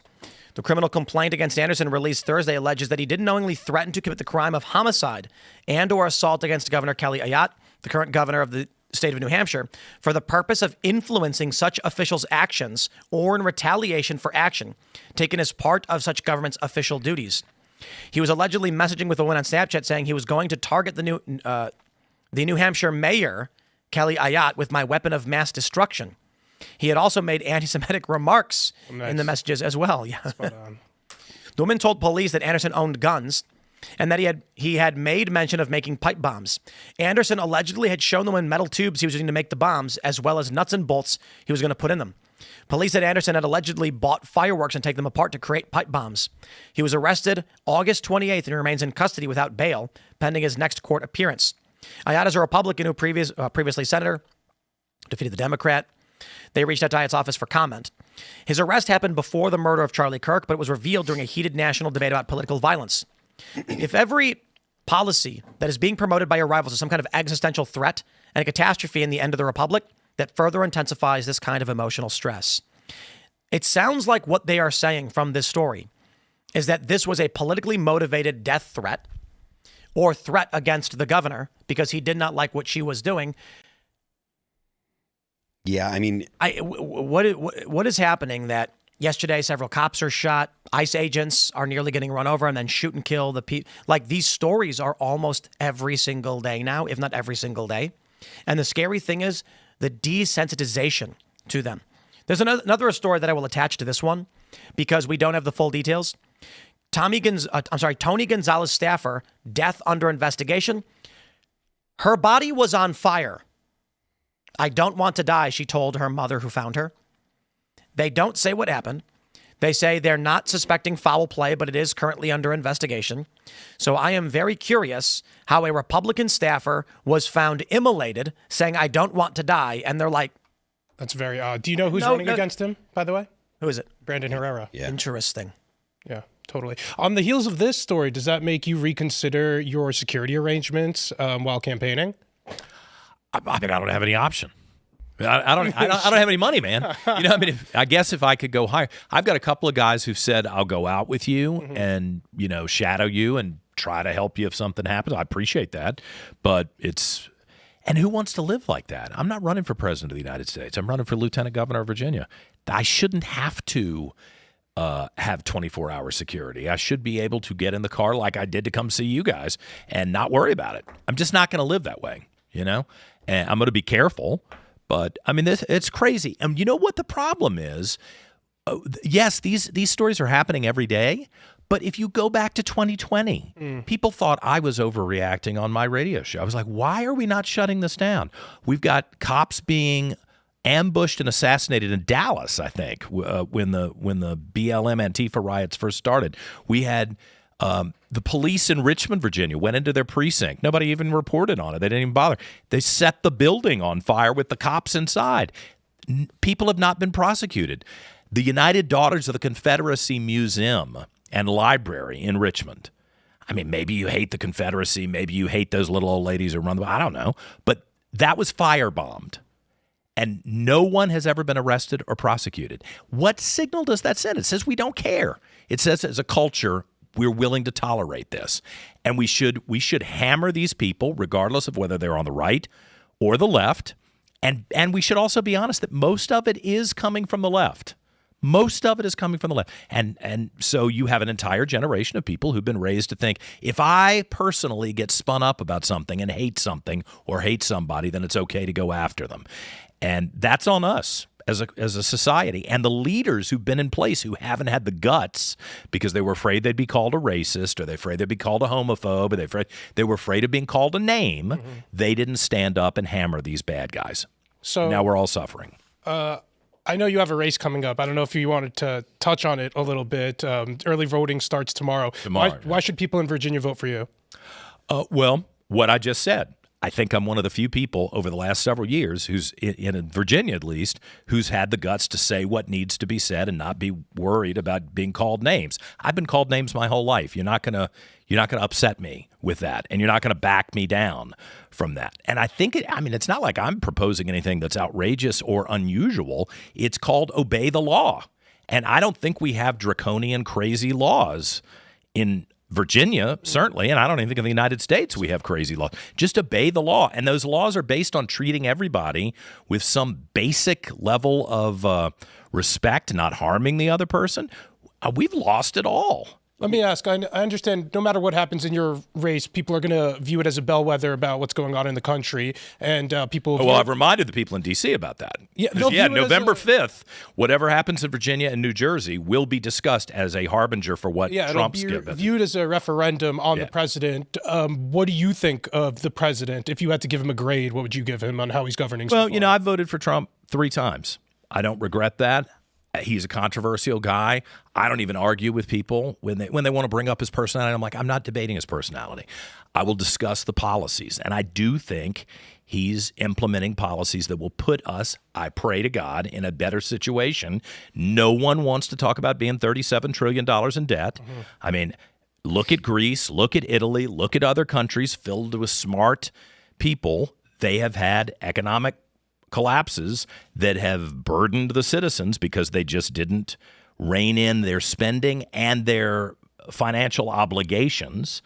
And I think Trump is the first person to step up and try to do that. Now, there's pain associated with it. It's a bad situation. It doesn't feel good, but nobody can run a government making everybody feel good. You have to make some tough decisions sometimes. I know one of his biggest initiatives has been on immigration. He's quadrupled the funding towards ICE. Do you support what he's doing across the country? I think reaching for 1 million deportations a year of illegal aliens here. We all have to obey the law. We all have to obey the law. So if you're here, it's not like this just came up yesterday. We've been talking about it for a decade or more. When I worked in the Senate, 2004, 2005, 2006, we were talking about whether we could secure the southern border. Mm-hmm. For God's sake, no one pulled it off until Trump arrived. Now, there are consequences. I have friends who are here illegally, and I said, man, here's the name of a lawyer. He's a Democrat, not even a Republican. He will help you get your paperwork straight. But if you sit around and don't do it, you're going to be booted out of the country. Do you understand that? And a lot of people blew me off and said, I don't think so. Everything's cool. No, it's not. You've got to obey the law. We all have to obey the law. I know your neighbors to the north in Maryland, they're having this issue with the so-called Maryland man that all the Democrats seem to be going to visit, Mr. Kilmar Abrego Garcia. Have you heard about that case? What people say Trump was overstepping there. Do you think the president was overstepping? It's not overstepping. It's not overstepping at all. Look, there should be one day where we say, are you documented? Have you taken care of the responsibilities you have? And if the answer is no, I'm so sorry. I'm a nice guy. I don't like to hurt people, but you're going to have to go. And when I lived in Kuwait, for God's sake, I was the head of international development for a firm. They put me in Kuwait. I think if I remember correctly, my visa was for 60 days, my work visa. You can bet I was out of there on day 58 because I wasn't going to let anybody in that country claim that I was missing the deadline. So I left on the 58th day and then stayed away for a week and then came back. That was my obligation.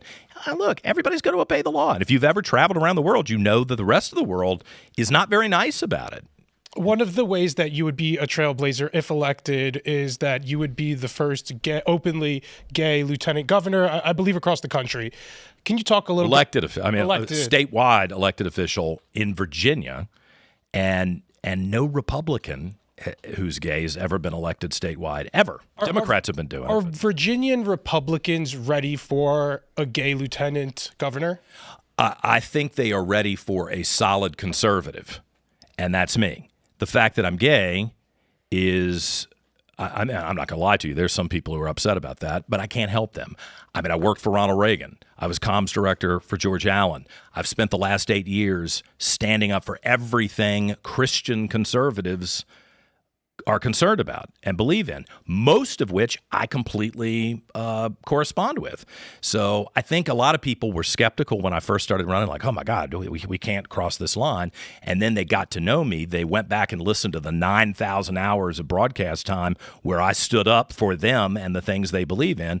And now they're like, well, damn, how crazy is it that there is a gay Republican who actually has the balls to stand up and say what needs to be said and to defend us and defend law and order. And I think that counts. There are many gay Republicans, I think most prominently Scott Bessent. I feel like there is a non-insignificant minority in the Republican Party, though, who is questioning the Obergefell decision. How would you respond to somebody a Republican who says, I can't support you because of your sexuality? Have you come across that on the campaign? Oh my gosh, there have been plenty of people who have said that. And I've said, well, when it was the primary time, of course, it's your vote. You get to decide whether I represent you well enough or not, or whether I match up. I would ask them to actually search their soul as to whether have you ever voted for a candidate that you thought was perfect? I mean, really, I voted for my dad 9 times. And we didn't agree on everything. I didn't think he was perfect, but he represented me by and large the way I wanted him to. I made the argument that that was me in this case. And then, now that I am the nominee, I have said to some people, well, now you got 2 choices. You can go with the gay guy that you really don't like, but yeah, he's with you. Or you can vote for the radical leftist who's, a Muslim and wants to put girls in jeopardy in their locker room and wants boys to play on girls' sports and voted to keep the schools closed for an extra year and the mask mandate. I mean, she's everything you say you hate, but what, you can't vote for me? And I actually have stood up for you overnight as a proven thing. It's not like a hypothetical. I mean, that's a moral dilemma that you have to make. I don't know. Let's jump to the story. We got video emerging from New York. Protesters take the streets of Times Square in Manhattan, chanting F Charlie Kirk and calling him racist. They're demanding justice for Corey Zucattis and Trey Reid. 2 people, one of them a black student, were found hanging from trees in Mississippi. This is at different locations. I will stress, Trey Reid committed suicide. That's the medical examiner report. They're protesting for a dude who, it's sad, took his own life while screaming F Charlie Kirk. No, you guys gotta get Fuck Charlie Kirk! Fuck Charlie Kirk! Fuck Charlie Kirk! Fuck Charlie Kirk! Fuck Charlie Kirk! Why? Fuck Charlie Kirk! Fuck Charlie Kirk! Fuck Charlie Kirk! Fuck Charlie Kirk! He was a racist! He wasn't. He was a racist!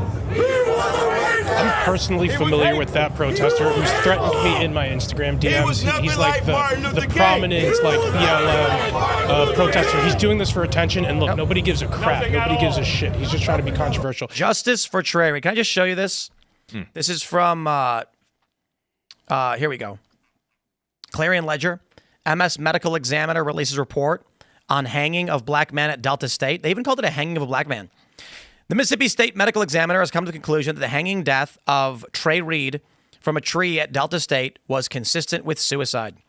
Findings were consistent with the initial investigation, determining the cause of death to be hanging and the manner of death as suicide. Final toxicology results are pending and may take 2 to 4 weeks. This is what we have to deal with.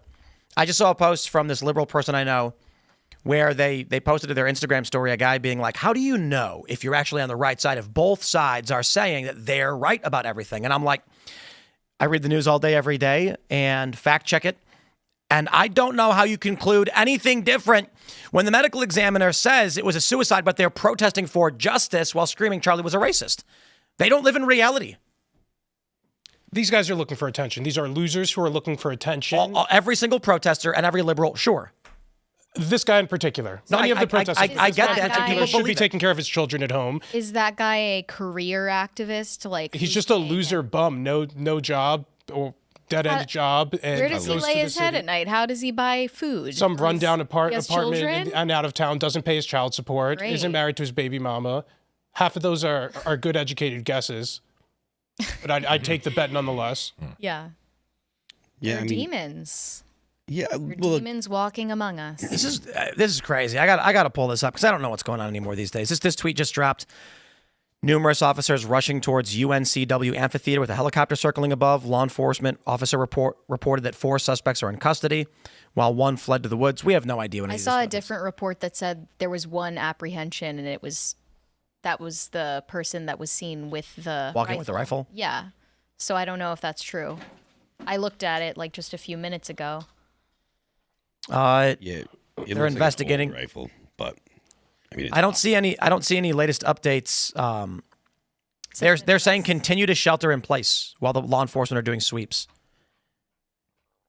Guys, I don't know what's going on in this country. All I can tell you is we may be hyper focused on social media, so every little instance looks like something bigger than it really is,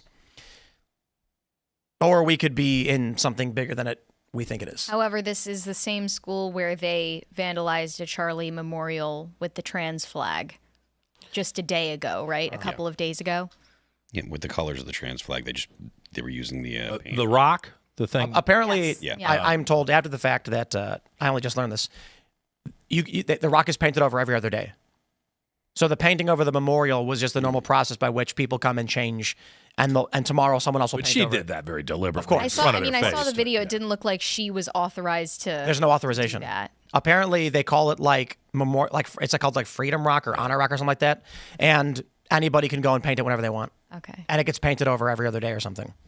But to walk up and do it right in front of the people that are having their right, little we get it. ceremony. So is it's not rude. vandalism, but it's still in response to Charlie Kirk and its trans colors, specifically because it was Charlie. Right. Here's some more video. Mario Nawfal's posting this.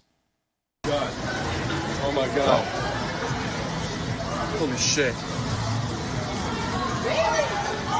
Oh. They're still saying shelter in place following this video of the guy with the rifle. I don't know. You know, honestly, like somebody walks around with a gun and then people scream and lose their minds for no reason. That's what happened in Utah, where that Antifa guy had an AR-15 that he was open carrying legally, and then 2 liberal guys freaked out and started shooting at him and killed a random guy. It's like that dude carrying the rifle did nothing wrong. I don't like Antifa, but he's allowed to open carry. I don't think that's allowed on a campus, though. Campus, I understand. That's why I'm saying, like, And he's clearly doing it to menace other people. this guy carrying that rifle, Video. how is he menacing anybody? He's not pointing at anybody. What is he doing coming home from class and just randomly has a rifle in his What if hand? what if it's an air rifle he got? What's it? Days? Like we can't tell what that is. Yeah. It could be a BB gun. Find out. Right. That's why I'm saying, like, we see all these videos of the cops running and freaking out, and it may be like someone posted the video, everybody panicked, a bunch of reports started coming in because everyone's freaking out, and then it's possible. I'm not saying this is not shelter in place. Take it seriously, but it may turn out this guy, like the next day, is like, was that because of me?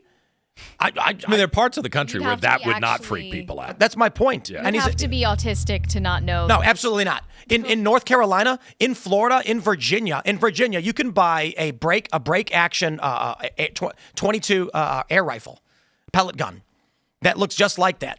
And if you're walking around with it, no one's gonna care. You can walk into a Walmart and buy one and walk out with it over your shoulder. But you would think this guy, if he's at all aware of what's going on, if he means no harm, would put it in a case or would make sure Obviously, that it's not. if he has any social decorum. Yeah. And you know what? He and was fear walking- for his own safety, He probably. was walking gay. I'm just going to say it. Everyone's thinking it. He was walking gay. Let's see. It's an open carry state, and it is a permit. You need a concealed carry license for concealed carry. So for long guns, you can open carry. He's not doing anything wrong. I doubt that's allowed on campus, though. It is in Utah, even where we looked this up, where Charlie Kirk got shot. You can open carry rifles. Yeah, I doubt that that's allowed on UNC Wilmington's campus. Let's find out. I mean, look, they've got a shelter-in-place order. Were there people shot, or were there shots that were heard, or was It is prohibited. on the campus. Yeah. Most campuses, it probably. Yeah. Yeah, I mean, So he's making a statement of some kind, Right. assuming he wasn't trying to threaten someone. He's making some sort of statement, Bro thought and that it's- was tough. and it ain't going to work out for him No. one way or another. no, I mean, look at. All I saw is that one person had been taken into custody. But maybe mean, that's look, outdated now. the fact of the matter Okay, exemptions do exist. Instructional supplies. tools for instruction, maintenance, weapon use for education or school-sanctioned ceremonial purposes, or in school-approved programs. So it's likely an unkosher rifle on campus. Right. Yep. I'll put it like this. This is what a civil war would look like. And I think people don't, again, I've said it over and over again this past week because of the severity of what's going on. But yeah, you can't open carry on that campus, and a video comes out of a guy. And honestly, we don't even know if that's at UNCW, to be completely honest. Maybe the people who were there do, but for me watching this video, I have no idea. You get videos of police running. You get reports of a 22-year-old threatening to make bombs. You get reports of a congressional staffer being immolated, saying, I don't want to die. And they're saying, we'll release a report later. No signs of foul play. You get stories like this all the time. That's what it looks like. This is what's scary. So we are absolutely, this is a civil strife period. Charlie Kirk was just assassinated. So we are in civil strife. The security stuff that I'm having to deal with is nuts. And I don't see any meaningful path towards going back. Except tough leaders who start enforcing law. That's the only thing. We're not going back. That won't stop. You don't even think that Absolutely would do not. it. Already when Trump said Antifa's terrorists, what were their response? Yeah. They said Trump's making it illegal to fight fascism, and they're mobilizing. Yeah, if you look at the response from the left, if you try to be, a law and order president, say we're going to do these things because they're breaking the law, et cetera, the response is he's a fascist, he's a Nazi, we have to stop this because next thing you know, they're going to have train cars and there's going to be camps and blah, blah, blah. They were calling Alligator Alcatraz a camp. Because, look. But it's the immigration thing is working, though. The self-deportation is working. I'm not saying you're wrong. Yeah. What I'm saying is the left is going to respond in a hyperbolic way. They did. They killed Charlie Kirk. Yeah, exactly. Yeah. So the more that's certainly true. Yeah. And they're calling for more death. This wasn't a sobering moment for leftists and liberals. It was a green light. And that's what I was saying. So periodically, while we do these shows, if those don't know, I'm constantly going through Twitter, looking for breaking news. That's why I'm finding the breaking news stuff. And I'm seeing posts from liberals that I know that are justifying, even right now, Charlie Kirk's murder. Mm-hmm. How am I supposed to talk to these people? Yeah. Well, that's true. Yeah. They're posting videos saying MAGA is a cult. Don't trust them. They're all wrong. And I'm like, it is crazy that people like Destiny, he's lying discernibly and manipulatively. Politics Girl made a video where she said he came from a conservative background. That was an intentional manipulation because she knows we already knew that, but that he was living with a trans lover. That's the place reported. That he said that he couldn't negotiate with Charlie Kirk's hate. And so while I certainly don't blindly trust that those messages are 100% true, it looks like they may have, someone fabricated something. The point is, all available evidence indicates this person is left aligned. Why would Politics Girl intentionally lie? Why would you say the engravings were just markings from a manufacturer? She knows she's lying. There's no way. No way. And then I have to deal with liberals that I've known for decades believing that and telling me I'm in the cult and I deserve to die. Or that they say, well, look, the people that are saying you should die are just angry. And I'm like, shut your mouth. Yeah, look, there is no going back. When there are people that I've known for 20 years posting videos saying Charlie deserved it, I don't know where we go from there. These are people that I played Tony Hawk's Pro Skater 2 with over Christmas. And they are posting that my friend should have died, or the crazy ones that Trump killed him on purpose to justify an expansion of a fascist state. There's no reasoning with a lunatic who's gone off the deep end. And I am not talking about leftists. I am talking about a run-of-the-mill default lib in Chicago who doesn't know up from down in the political world. And if you said, what does Supreme Court justice mean? They'd be like, when we win the ruling? That's the level of politics I'm talking about. And they're saying Charlie Kirk deserved it.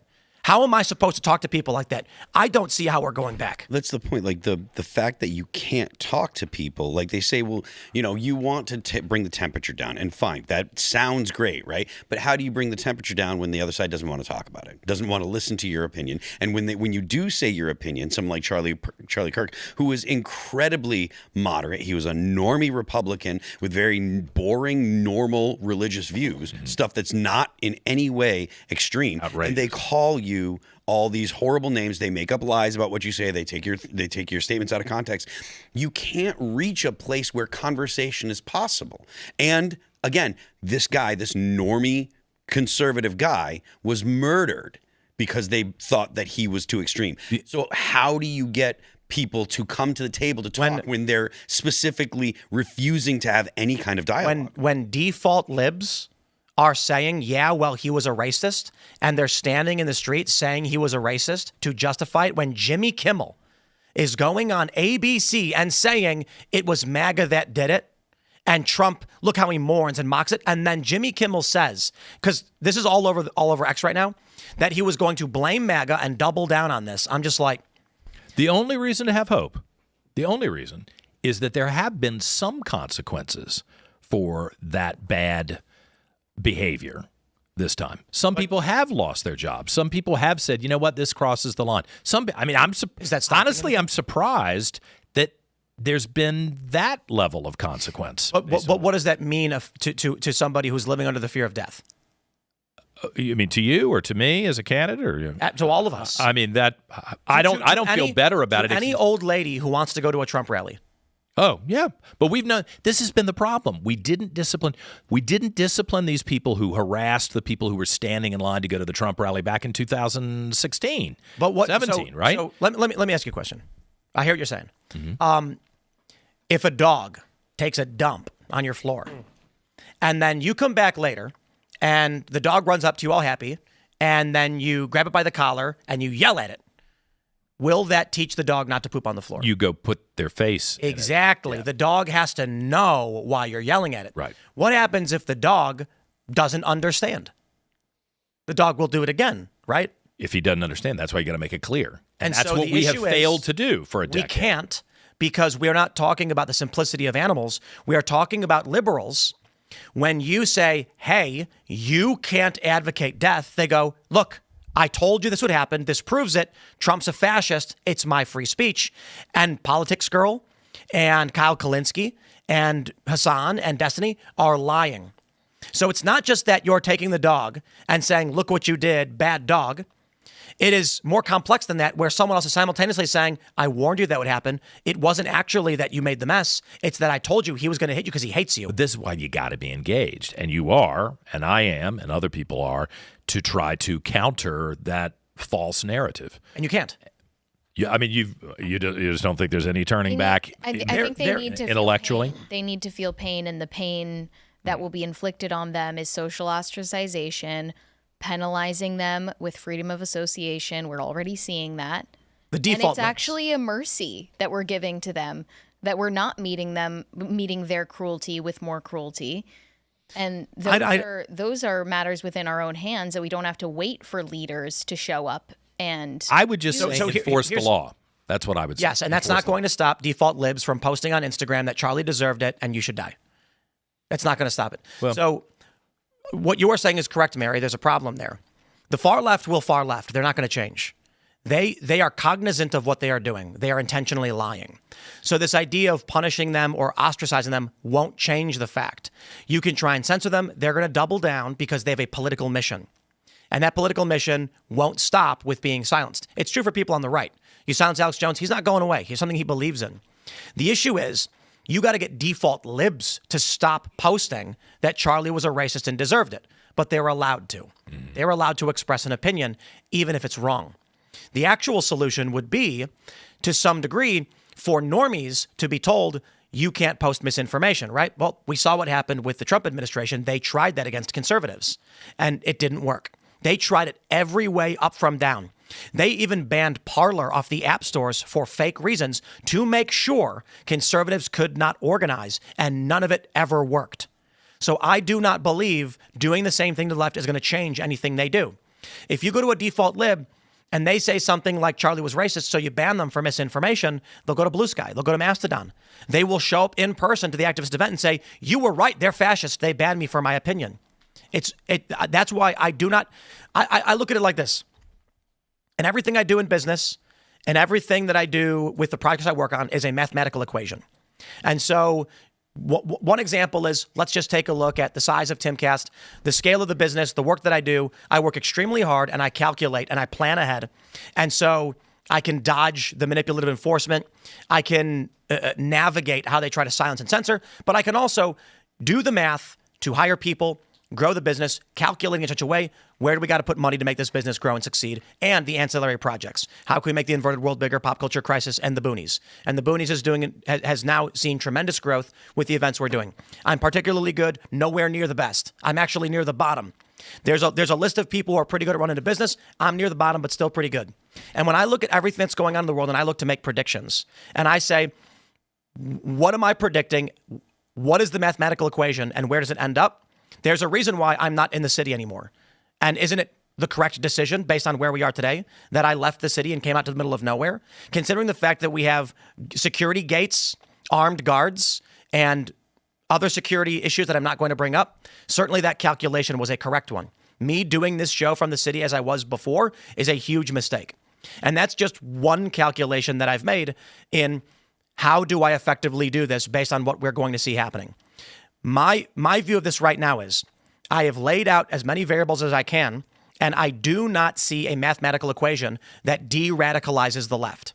Well, you're correct that the way we're penalizing them now by calling their jobs, whatever, social ostracization, that doesn't change the matter of what's in their heart and what's in their conscience. Because it didn't work on the right when the right was being silenced and censored and oppressed. It actually, if anything, strengthened their beliefs and radicalized them further to the right. So getting the left fired and all the stuff that's happening with Charlie Kirk may feel really good because we're in a culture war, but it's entrenching the left and it's being used as cannon fodder by the far left and Antifa to rally and recruit. And it's going to actually turn more default libs. So what I'm seeing among the liberal cohort of the thousands of people I have on Facebook, the average person has no idea about Tucker or Roseanne or any of these things because they don't follow conservative circles. The only information they get is what's filtered to them through the lying liberal pundits. Now that Jimmy Kimmel's been fired, what are they being told? The FCC under Trump forced ABC to fire Jimmy Kimmel for criticizing him, and they believe it.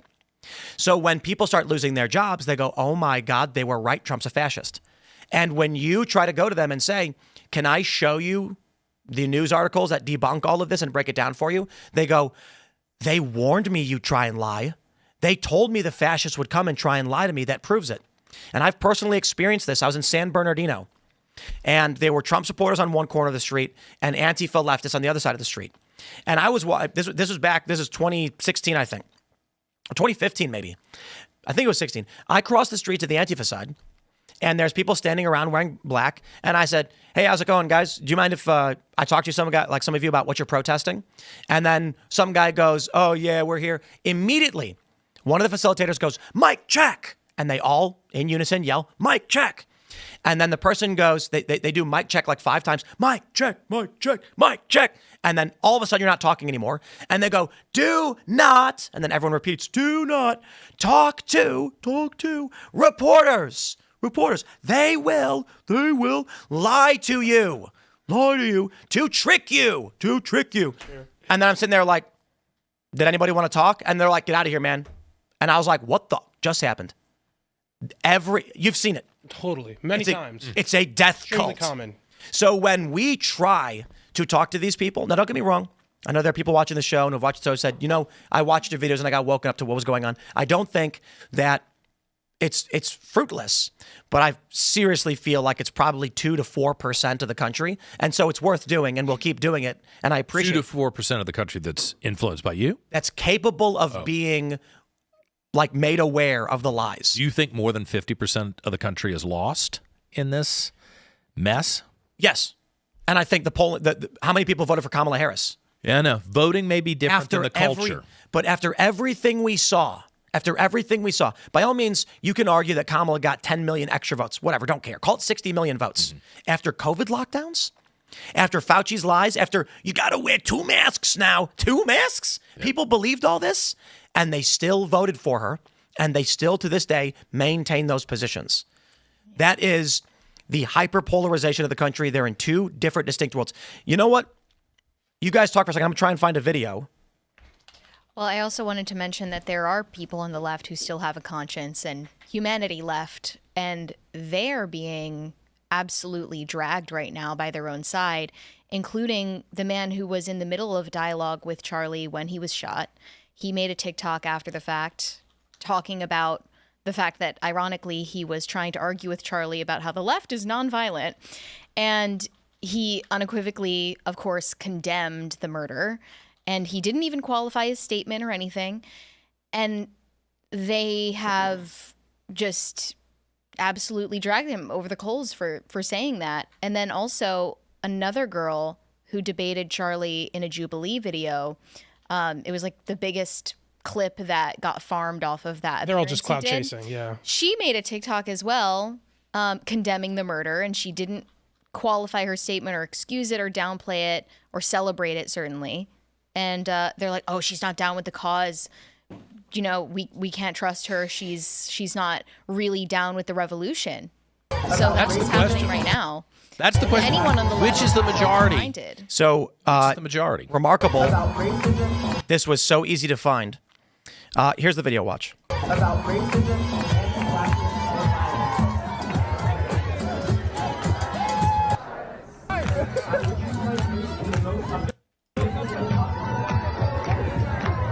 The audio is pretty bad on this one.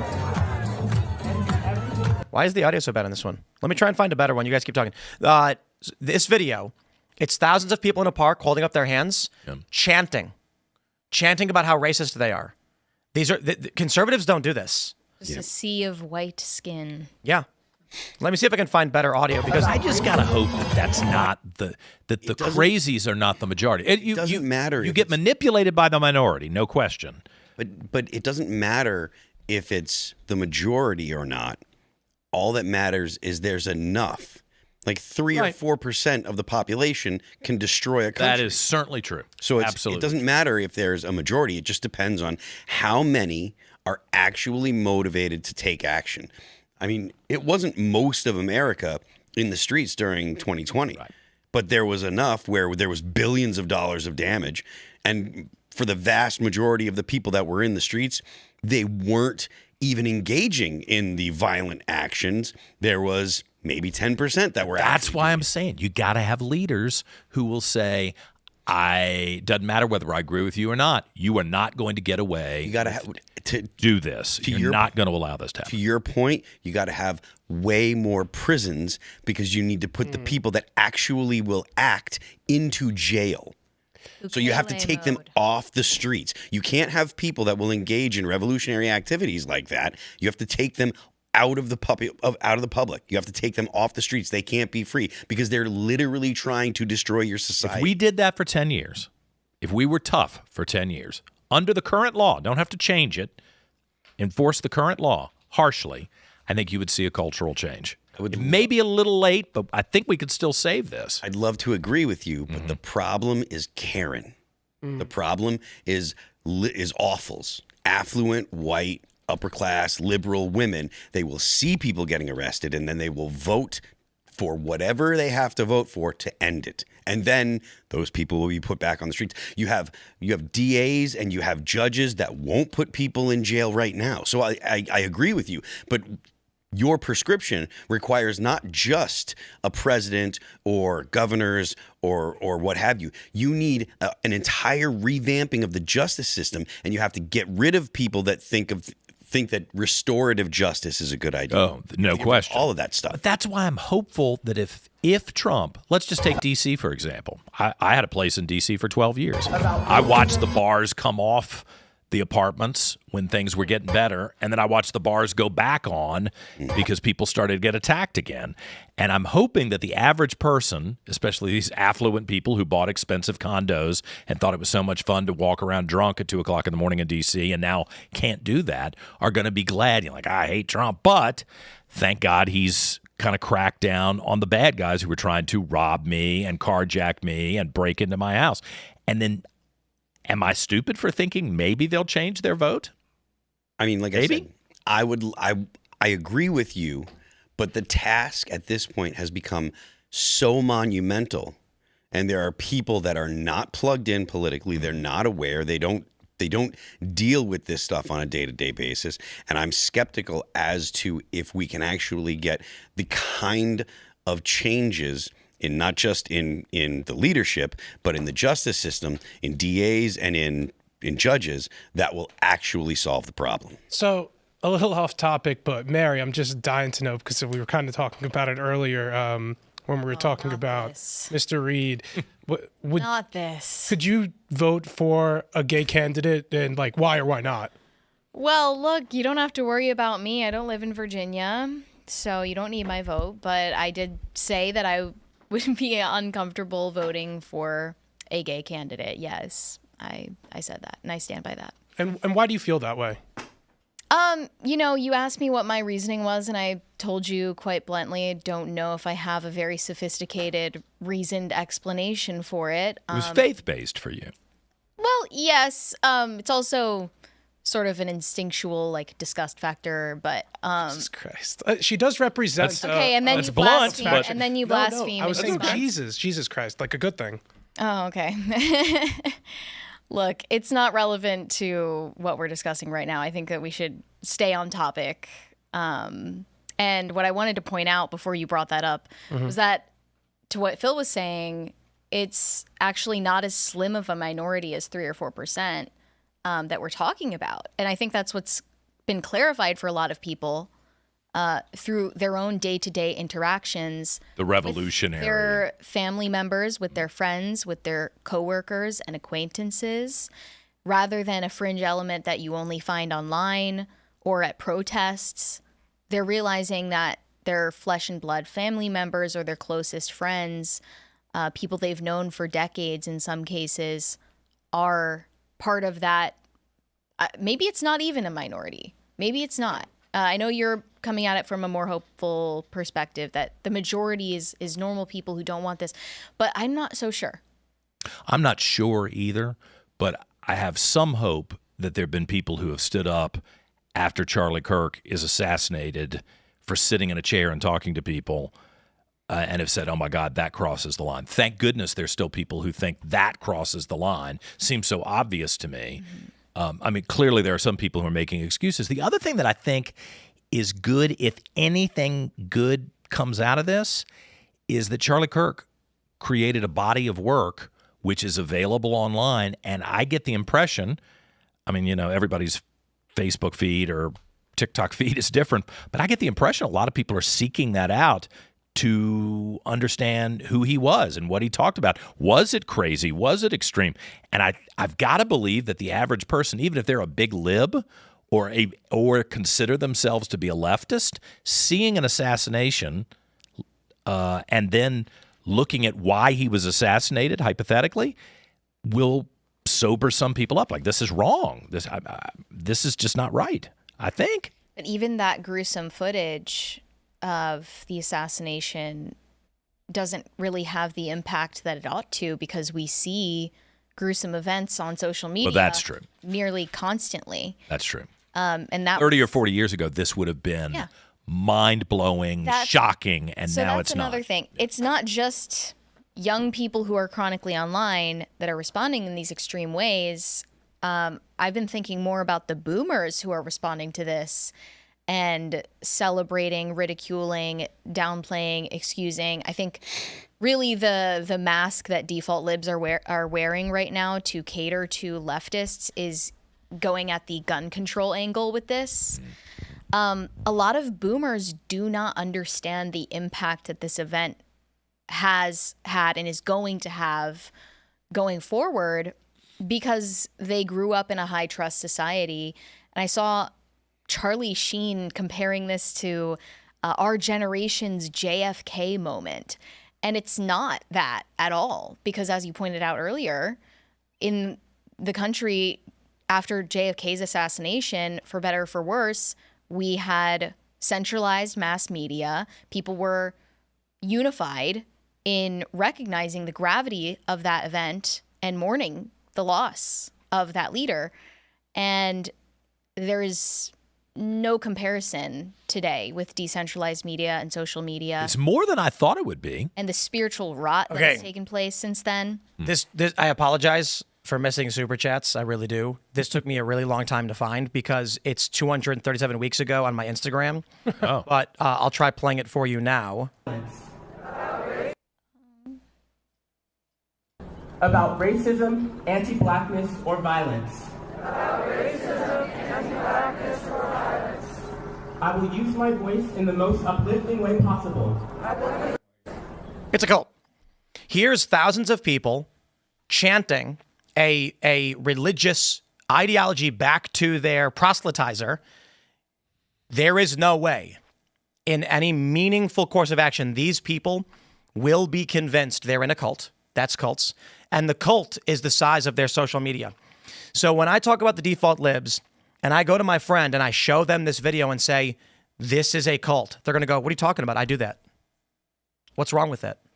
And you're going to be like, holy crap. And then when you say, let me show you a news article that proves what you think is not correct, they'll say, they told me you'd say that. In order to break someone out of a cult, you remove them physically from the cult. That's the first thing you do. So if someone's in, you have to remove them from it. You can't remove people from a digital cult. They believe insane fake things. They sit in parks with their hands up chanting. I got to be honest. Prayer, I understand. Churches, depending on your religion and Christian religion, your prayers are to something beyond. These people are praying to other people. That's a cult.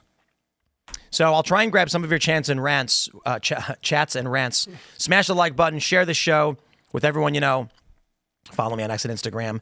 Join our Discord server. I apologize. I just thought it was extremely important to show that video because I'm hoping that there are some people who are going to see how psychotic this cult is and go, whoa, that is a cult. And that's why that video was so important. I had to dig through my Instagram, and it loads like 9 videos at a time. I had to go back 237 weeks to get there.